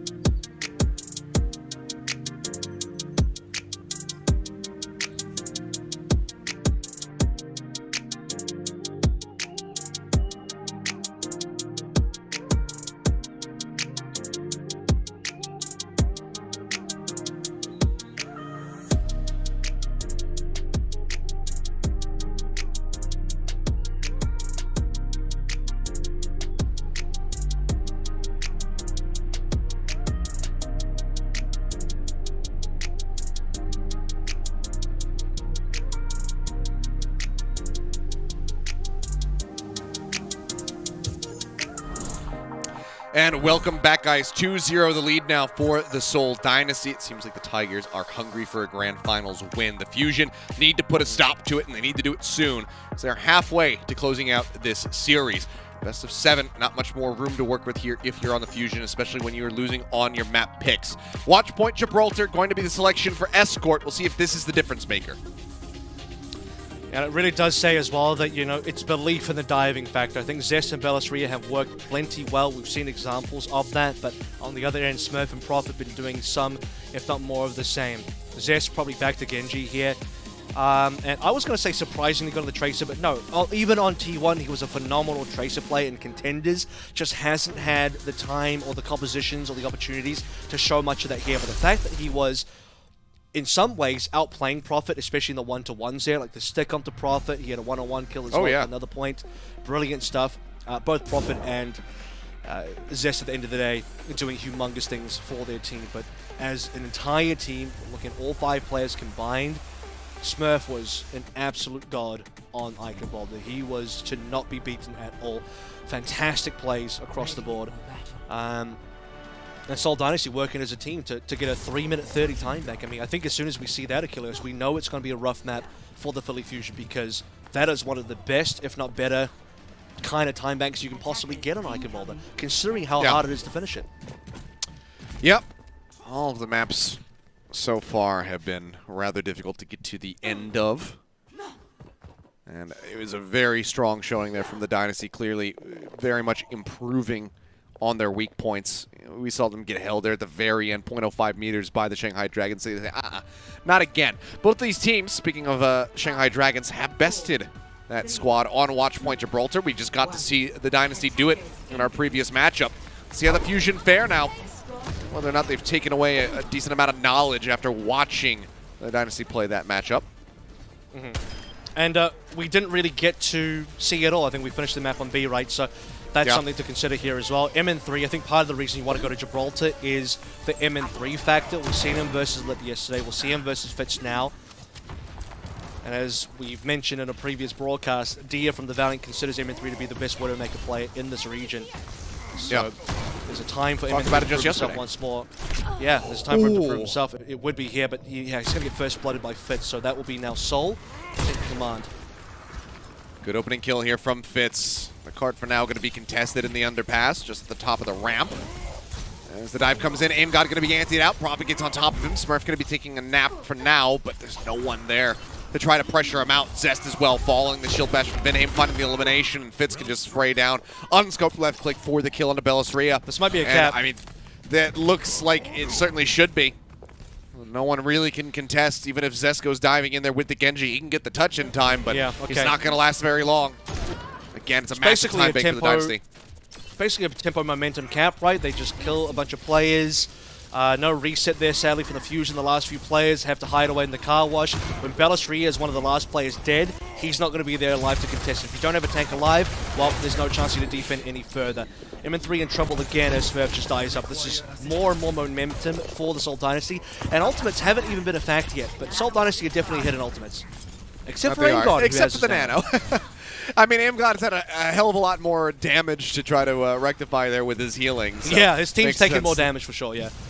Yeah, he's also been nailing Smurf with a couple of sleep darts so far. I believe he's gotten him 3 times on what little we have seen of this Gibraltar as things have been speeding along. Bellisria as well going to be taking a bit of a nap. The anti goes out. That's going to force the primal from him. He's into the back lines. Looking for Fitz, grapples over, doesn't go for the mini pack, tucks into the side room, and now we'll pop the infra site as the call comes in. They say, Bellisria, we need you back over by the cart. Smurf finding an elimination, finds the second. Aimgod going to be taken down now. Zest falling as well. And, I mean, they're just playing around this so perfectly. Fitz says, no, it's fine. Like I can deal with the Winston pressure, and the cap is going to come through, and it is just shades of Eichenwalder yet again. 5.5 minutes. I mean, that's even one extra more minute than they had on Eichenwalder. I think on Eichenwalder was, what, 4:30? Moving into C, cap within the next minute for a 3:30 time bank. Here we got 5:30, moving into a yet-to-be-determined cap. Some of the Philadelphia Fusion have not gotten their first ultimate yet. I think this is Zest's first blade. And Yep. you need It's his Zest to be first on that blade, plate. it's He the got first taken down by rally. Vindame. Vindame got his...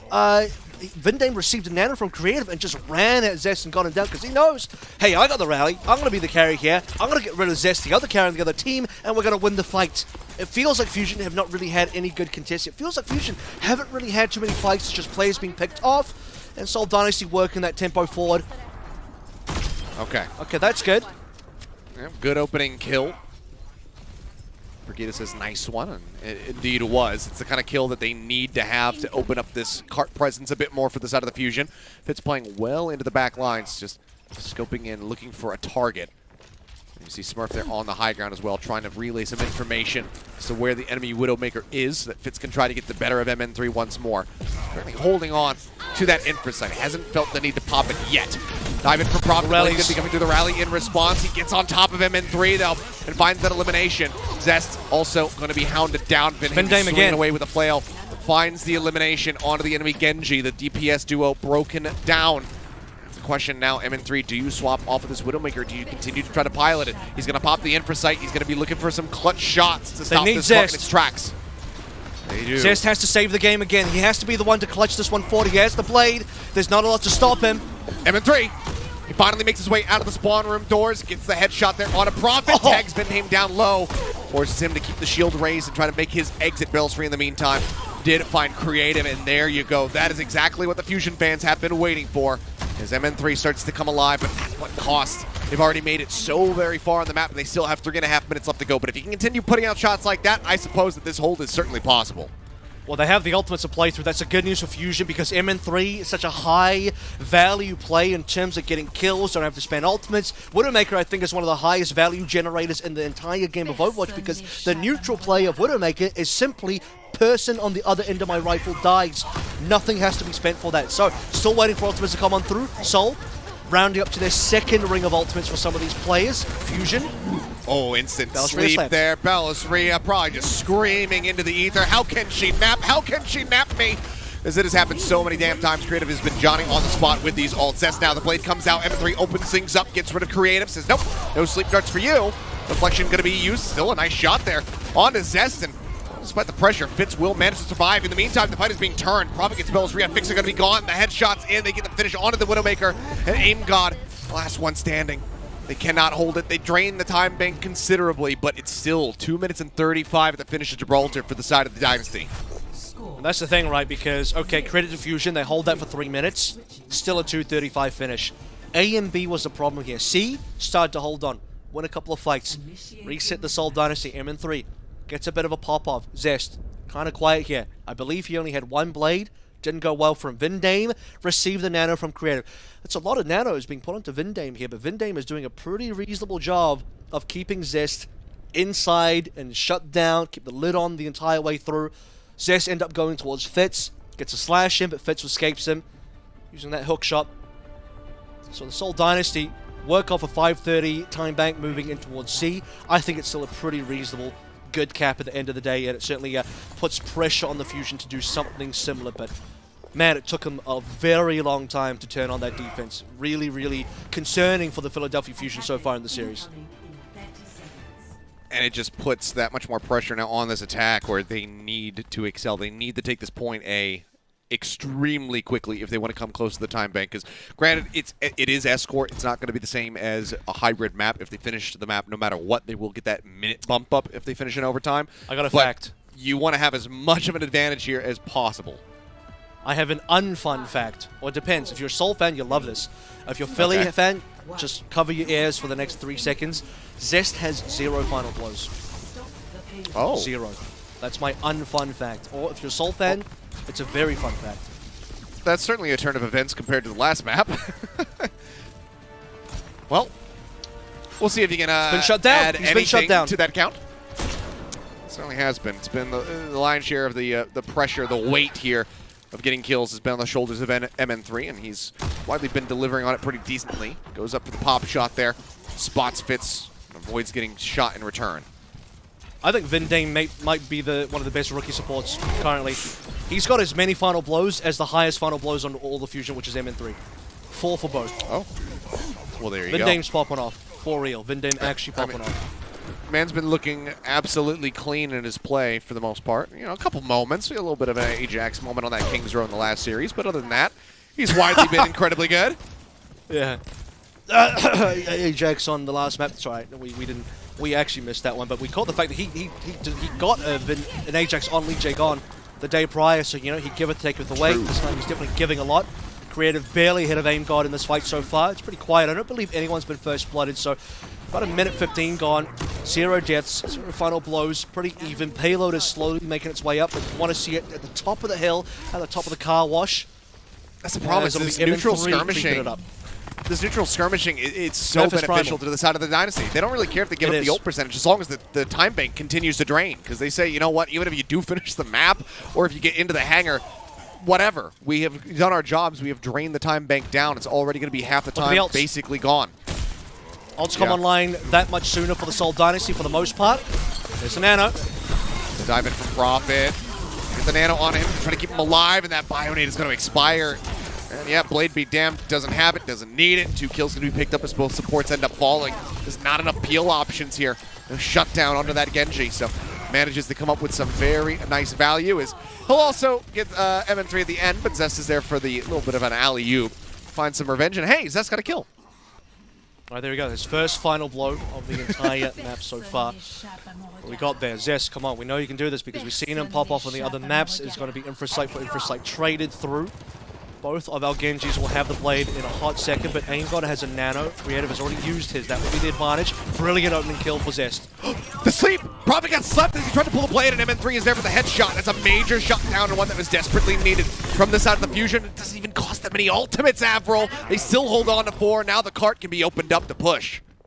Absolutely, but they need to push though because the payload was creeping backwards, and that's kind of the problem, right? They have to go for a secondary fight here, whereas Seoul in the same A push won a single fight and got a free cap. Should be Seoul coming back in a hot second. Smurf has Primal. There's no way they let this one go.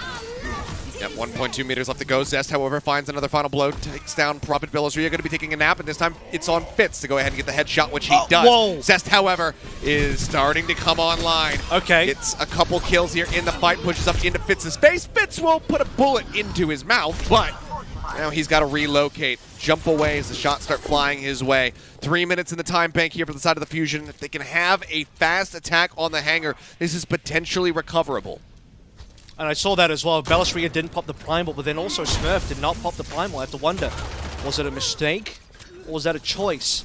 Technically speaking, Seoul were down 1, but looked like it could have been still maybe holdable.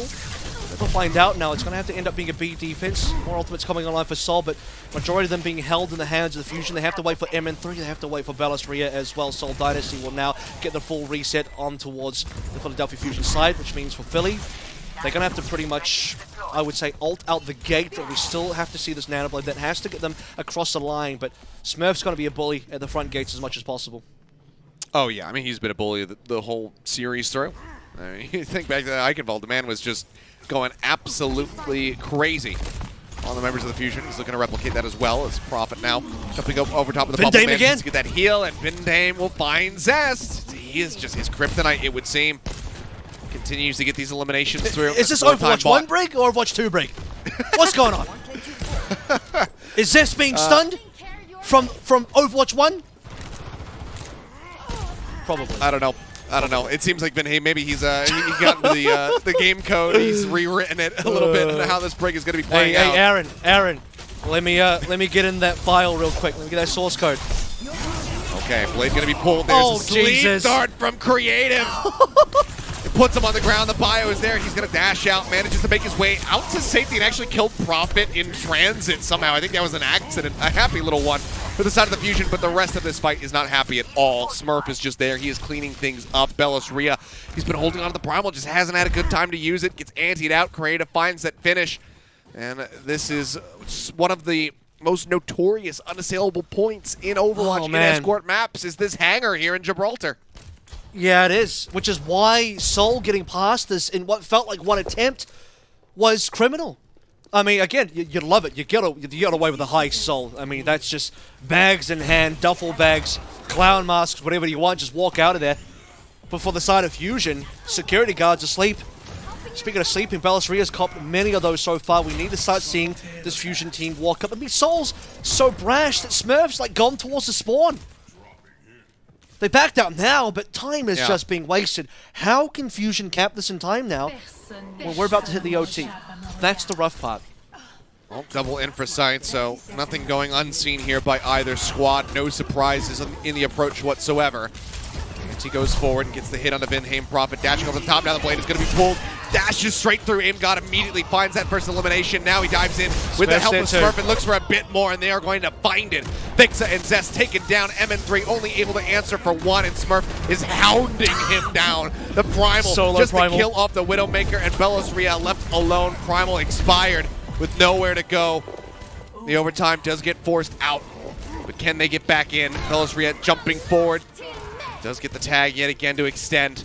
Can they somehow win this fight? Fixa has the rally rolling. He's going to be antied out. Finished out by Prophet, who's then swapped over onto the Tracer. Zest going in desperation towards the Sombra, but Prophet is starting to clean things up. MN3 re-arrives with the Tracer, but is just as quickly taken down. And there you go, the hold inside the hangar. The 3-0 lead, the match point achieved by the Seoul Dynasty as they look for their first championship victory.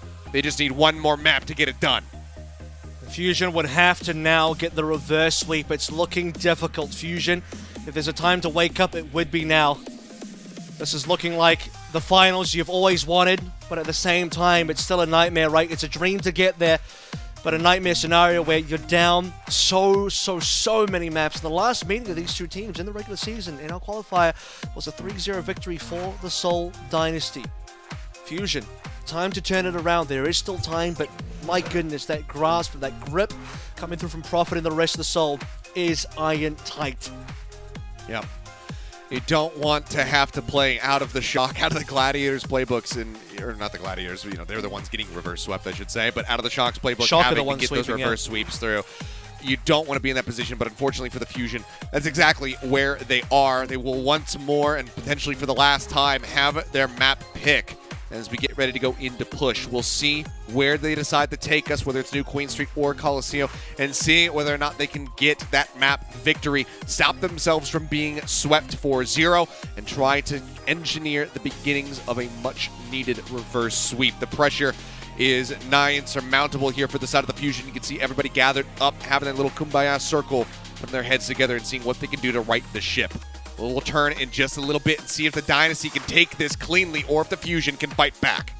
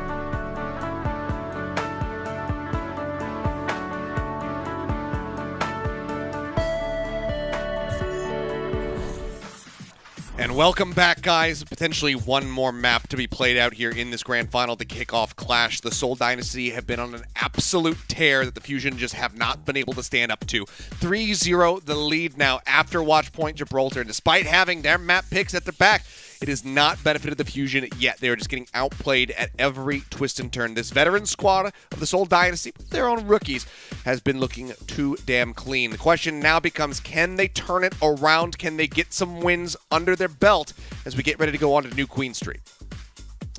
This is a sort of stage as well where, you know, looking back on some of the statistics from our previous matchup, previous map, Watchpoint Gibraltar, a couple of things become very clear to me. Just the insane pop-up potential of individual plays coming through from a couple of members on the Seoul Dynasty. We all know about Prophet already, but Vindame actually finishes that map with 6 final blows, which is equal to MN3 and Zest both on 6 final blows. So he, as a main support player, got as many final blows as the 2 DPS players on the Fusion side of things, as well as doing just about everything else as well to shut down as many players on Fusion. But ultimately, the best player so far this entire series of all 10 in the server has been Smurf. Undeniably so good. Back-to-back Overwatch League champion, 22 eliminations, 12 final blows, so doubled Vindame, 2 behind Prophet, and only, wait for this one, 2 deaths. 2 deaths for Smurf that entire map while sitting at 22 elims and 12 final blows. Just an incredible performance. Every primal, unbelievable. Yeah, I can't sing the praises of Smurf more. He's in unbelievable form, and you know, we've seen previously Seoul versus Shanghai. Prophet had to kind of put the team in his backpack. It seems like now that we're in the grand finals, the rest of the team is on that same level, on that same page, and that is a Seoul Dynasty that you are frightened to go up against. Yeah, absolutely. And, I mean, Fusion, of course, making the call as we go over to push. This is going to be Carpe's return, stepping in for MN3. Belosria still going to be playing, though. It seems like they want to stick with the Winston play going into this map. So we'll see how they fare now. But it is a much-needed victory for the Fusion. And even if they get this win, it doesn't get any easier. They still have to win game after game after game to go ahead and pull off a reverse sweep. Dynasty, though, they are fired up. They have never looked more ready in their lives to be able to get this win, to get a tournament win under their belts. Here's the hopium that the Fusion fans have been waiting for, and this is legitimate. I'm not trolling. There's no memes here. I'm fully serious when I say this. Shanghai Dragons have made the format reverse sweep happen in the past. May Melee 2020, Seoul Dynasty. I know this hurts for the Seoul fans, but you are 3-0 up, so you're fine. You'll live. I hope. Maybe. 3-0 up. Shanghai came back 4 maps in reverse sweep. Our first and only ever, I believe, BO7 reverse sweep. So it is possible. Are you telling me there's a chance? Then it is possible. Never tell me the odds. That's 2 different messages from 2 different references. They contradict slightly, but the point is the same. If you have a god, start praying. Well, we'll see if there is a response as the teams will get loaded up. 20 seconds, those doors are going to open, and battle will commence. Let's see what they have for us. It looks like for now, the side of the Fusion maybe not messing around too much with their picks early on. Could very well be what we see once these doors open. Maybe a swap over to the Reaper, but we'll have to just wait and see. I'll tell you what as well, this is Fusion banking on the rookie Belosria as well. No Void to come on in, to be fair. No Fury to come on in. To be fair, Void also lost this map to Smurf just a little bit earlier, so it's not guaranteed the Zarya would get you the win. However, wait, no, I think I'm lying. I think Void did win. In any case, that's my point entirely gone. Ilios, I don't actually have a point. My point is, maybe you could have seen Fury here, but it's not going to happen. We're going to go for the Winston duel. Okay, well, that's exactly what you want to see, but maybe not the follow-up there. But Zest, once again, getting the better of Prophet, finds the elimination, but Fitz is there, quick on the reply. Answers back, Helix Rocket's not going to be finding too much of anything there. The bot for now going to be conceded by the Dynasty, as Fusion will grab it up and start getting that push going. The early lead is always important here. First fight win will give you a decent percentage to work with. Fitz on the flank here, and it will work on the Carpe. That's a kill from Creative. Fitz under some fire, trying to stay alive, pulling back, but Fixit gets in on top of him, but ends up dying for it. Vinaim fast to respond.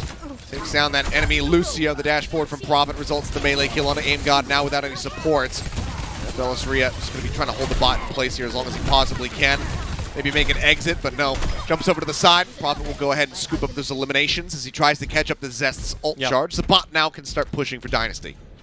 Yeah, certainly not the biggest lead for the Philly Fusion at all, but it's at least something to work through. That 11 meters will be overtaken momentarily. First ult's coming through will be very important. You are really looking at Zest here to see what he can do.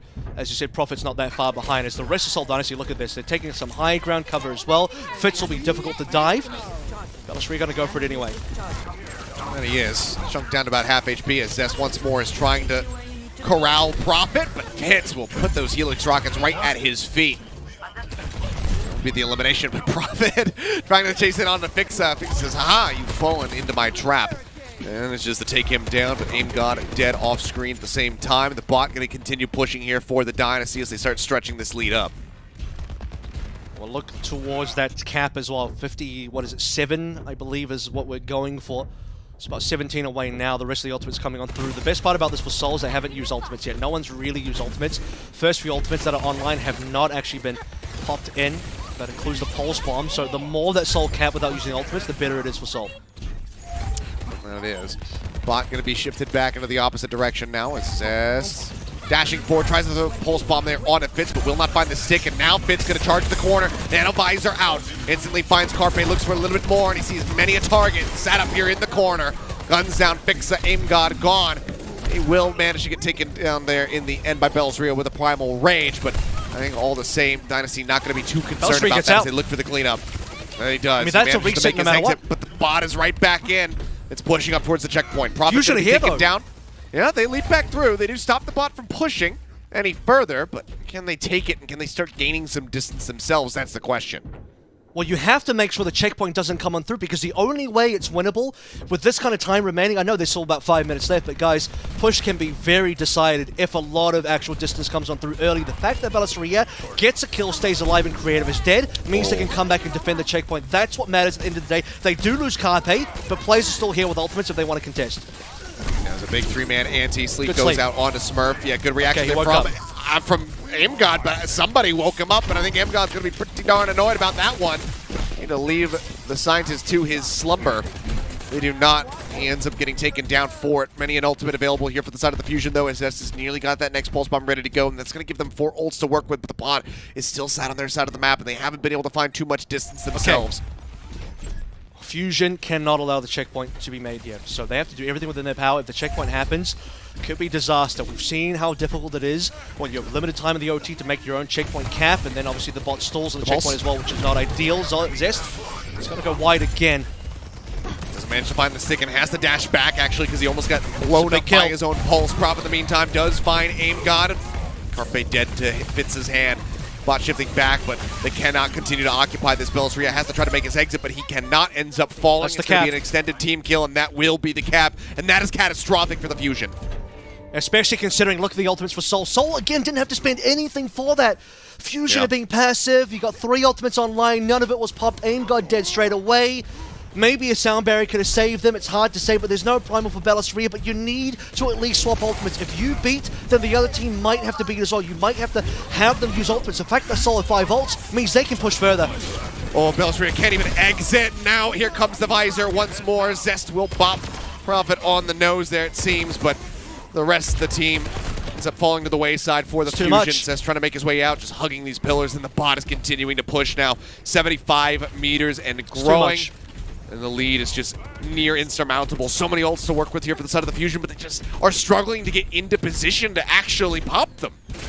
Almost 90. 86 is enough. I mean, it's still going by the way. 88 now, 88.14. Goes from bad to worse a little bit. Nearly 5 ultimates online for Fusion. They need to spread these out and basically win every single fight from here on out. They've got 230 remaining. Flixa dies again. This is disaster. Yep. No sound barrier in the fight. He gets taken down. The sleep there on a Belzria once more, and as he gets woken up, it's, into a waking nightmare. The rest of his team just dying around him. Zest can't find anything. This bot is not 100 done meters, yet. The 100 Dynasty, they do not know the word mercy.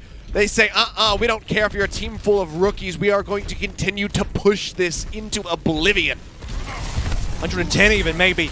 They don't care. I mean, the ultimate's finally coming through. Belastria popping the primal. This is what we've been waiting for. Slept straight away. And now they're all surrounding him. He's going to try to make his way out. Primal does still last for a couple more seconds. And now, and only now, will the Dynasty say, okay, it's your turn. Go ahead and push. You've got 2 minutes to try to beat us. It's no time. There's just no time. They need ultimates. They need time. Fusion need everything. They need a miracle. They need a damn 6th player in the team, make it a 6v5. Let's go back to Overwatch 1. They need something here. They have to win every single fight from here on out. Okay, there's the Nano Carpet trying to push in, but the Anti comes down. He's got 2 HP. Can they finish him off? They finally will. Creative gets right up into his face. Gets him with a melee hit. Fits as well. Getting down and dirty. Finds Aim God. Zest doing his damnedest. Got 2 kills here in the fight, but the rest of the team ends up getting dropped. And just like that, the Dynasty, they managed to clap back. They stopped them from being able to push. The bot is moving once more in the direction of the Fusion base. Smurf and Vindame have not died yet. 0 deaths on Smurf and Vindame. 0. They haven't died. Seoul Dynasty still so far in the lead, 109-13, less than 1 minute. This is guaranteed OT. And Fusion needs to start by at least having the bot in neutral territory. It's not even in the mid-cap yet. Prophet looking for a play. Still waiting for the same sound barrier fixes had at the start of the map. It's got to have to happen. Just playing in this alleyway, ready to drop this pulse bomb on anybody who comes a little bit too close. Falls low, but the healing is there. He holds onto the recall as well. He knows he needs that exit strategy for when he lays that ult down. The bot just going to be held, like you said, not even at the midway 30 point. seconds. Starting to get shifted back once more. Zest trying to open things up. He sees Prophet. He sees that he's low, but he also knows that he cannot pursue that far in. Tries to go on a flank angle. There is going to be the visor out. Fitz pops and finds Carpe. The beat from Fixa. It does not save their lives. The pulse bomb finds nothing, and that could just be it. Fixa will pick up 1 as Belos Ria hits the floor, and with 10 seconds remaining, it seems like they have done it. The bot once more, pushing over towards the Fusion base. And no one can anyone even touch this. I do not believe so. I think that it is just going to come down to this. A final touch from Zest. He does manage to force out the overtime, but it would take an absolute miracle for them to be able to turn this around in overtime.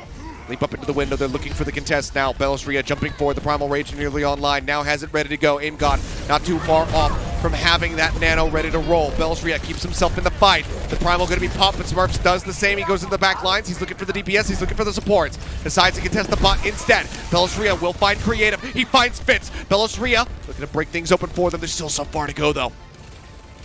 The bubble they have to get this cap now coming on going through. To fall. There's the Nano. Visor nearly up for Carpet. They can start pushing.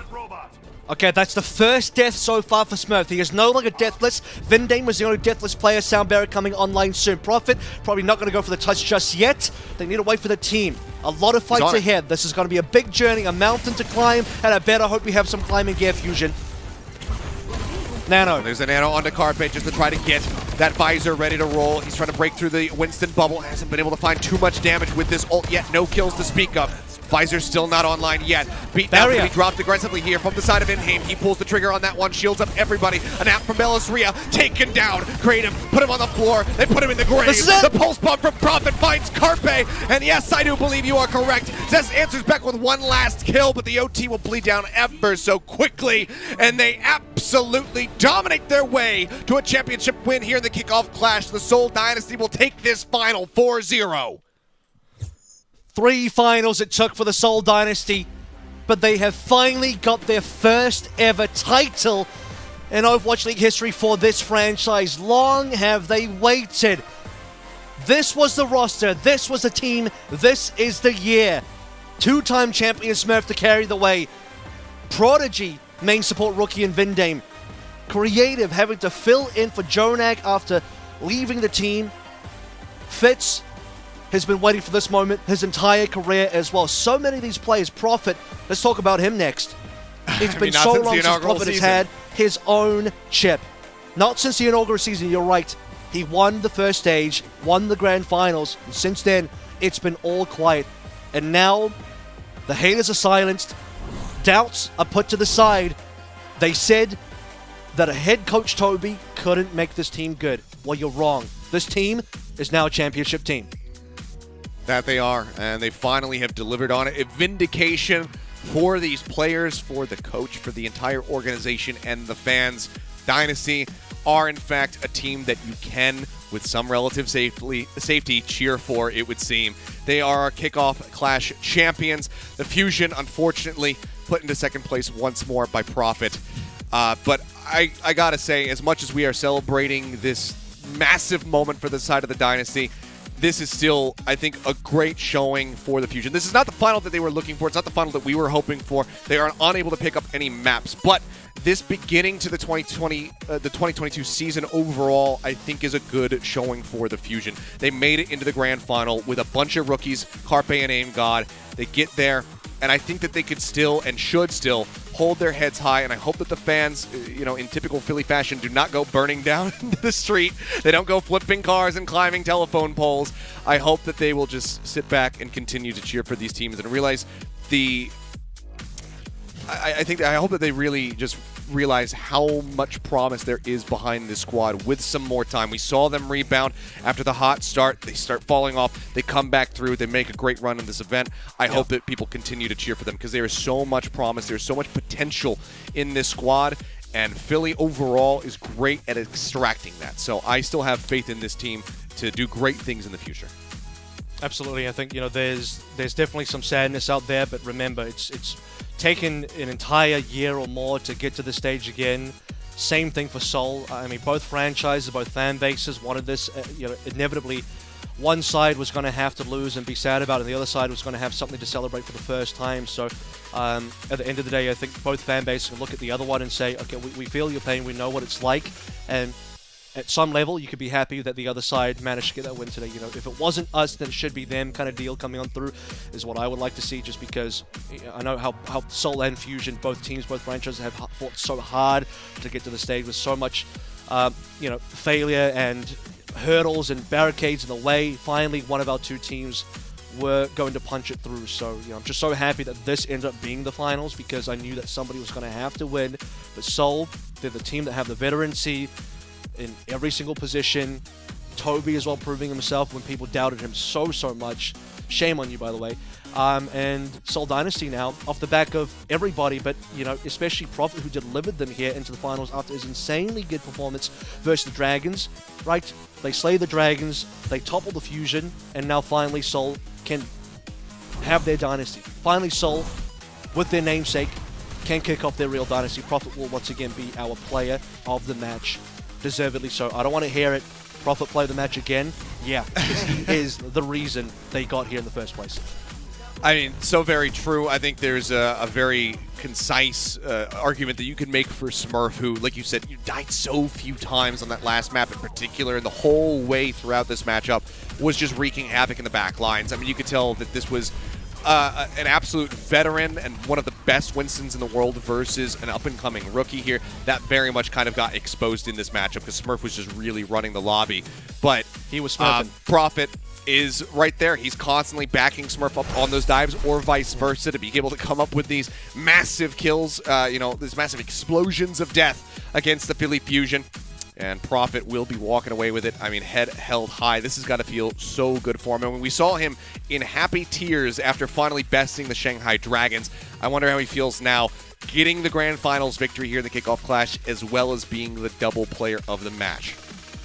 Yeah, I mean, Grand Finals MVP in 2018 as well. I think legitimately, I'm not even joking when I say that Seoul wouldn't have been here without Prophet. They wouldn't have made it this far without Prophet. This is the horse that got you here, and honestly deserves a well and truly earned rest now for basically having to play two back-to-back, well, the entire team really playing two back-to-back matches there. In some ways, you could even say, they play the Grand Finals and they play the other Grand Finals, because it felt like the match versus Shanghai could have been a Grand Finals as well. It was that close, it was that difficult, it required that much effort. So for Seoul to get through that, they come through here with such fire in their bellies, 4-0, that kind of dominance. I mean, so happy for Seoul Dynasty, because even last year when we casted them, Seth, in 2021, it felt like they got close. It felt like they were nearly there. They got bested by Fusion in the East play-ins towards the end of the season, and they never made the playoffs. But this is a team that got so close, but yet it was so far. And now they have it firmly in their grasp, that trophy, that title, that chip, the respect, everything. Yeah, and I mean, now, if you're a Dynasty fan, you just got to have the hope that this level maintains and that this isn't just a flash in the pan here at the beginning of the 2022 season, because I know that they've been spurned many a time. But I think that, yes, this is finally a year, finally a season where the Dynasty are looking like a real contender. It looks like they may very well be able to go on during the end of season playoffs and make a real run for the title. But it's still so close. I mean, you think about it going to Game 5 versus the Shanghai Dragons, they're still going to be in contention. The Fusion are going to be looking to continue to improve and bounce back after this loss. If there's anything, I think, to light a fire under the ass of a rookie squad, it's going to be getting O4'd in your first grand final. So for all of those players, I think that they are going to come back and look so very hungry in the next stage here in the 2022 season, because you don't want to settle for that. You don't want that second place. No. You want to continue to climb. Grand finals, again, in the first outing. Already a fantastic start to the season. It's about continuing upward. Next time you make it to a grand finals, you know, if taking maps, already a positive step, if not winning it. That's what they're going to be looking for. So I'm excited to see the continued growth of the APAC region, because it has been so close between pretty much all of the teams. You know, even the Valiant pushing some teams to the limit, the Charge. You know, there's things to work on for sure for those squads down near the bottom of the barrel, but overall, it feels like this is the closest that we've had it in so very long. And, you know, as cheesy as this sounds, you know, I think losing here builds character for the Fusion, for the rookies. Look, I know Carpe, unfortunately, has to cop another L, which is not great for him. But for the rest of the rookies, they probably need this. They need, like you said, to get a bit of a fire up, you know, vibe behind them to push them further. They need to taste this level of defeat at this sort of level to get that motivation. Not that they're not motivated, but to sort of just have that, you know, that character building, that arc building phase to get to the next stage and have that performance again. I definitely don't think this will be the last we see of Fusion. Although that being said, Dragons will certainly be angry, fired up themselves, ready for the next tournament. That will be yet another hurdle for every single team. So Seoul and Fusion got past Dragons this time around. I can't wait to see what Dragons does in the next stage forward, and Seoul are going to end up being the ones defending their title for the next stage as well. So that'll be very exciting times for the Eastern Division moving forward. It's only going to get tougher from here for all of these teams, for the Dynasty trying to defend, for, you know, Shanghai trying to claim their spot once more into the grand finals of these tournaments. Every team, you know, no one is really going to be walking away with free wins here. Like I said, everything so very tight-knit between everybody. But guys, that basically does it. So I got to say congratulations, Avril, on your first Overwatch League grand final here. And it was a pleasure to have you alongside me, of course. And hopefully next time it won't be a 4-0. Hopefully it'll be a little bit closer, and who knows, maybe it'll be a rematch between these two squads. But guys, that's going to do it from us here in the APAC region. NA, of course, is going to be concluding later today, so make sure you set your alarms, get your little nappies in like Bells Ria was doing earlier on, and make sure you're well rested to watch those matches, because they are sure to be absolute bangers as well. From myself, from Avril, from all of the production team here on the APAC broadcast, thank you so much for tuning in. We love you guys, and we will see you when APAC returns. Good night.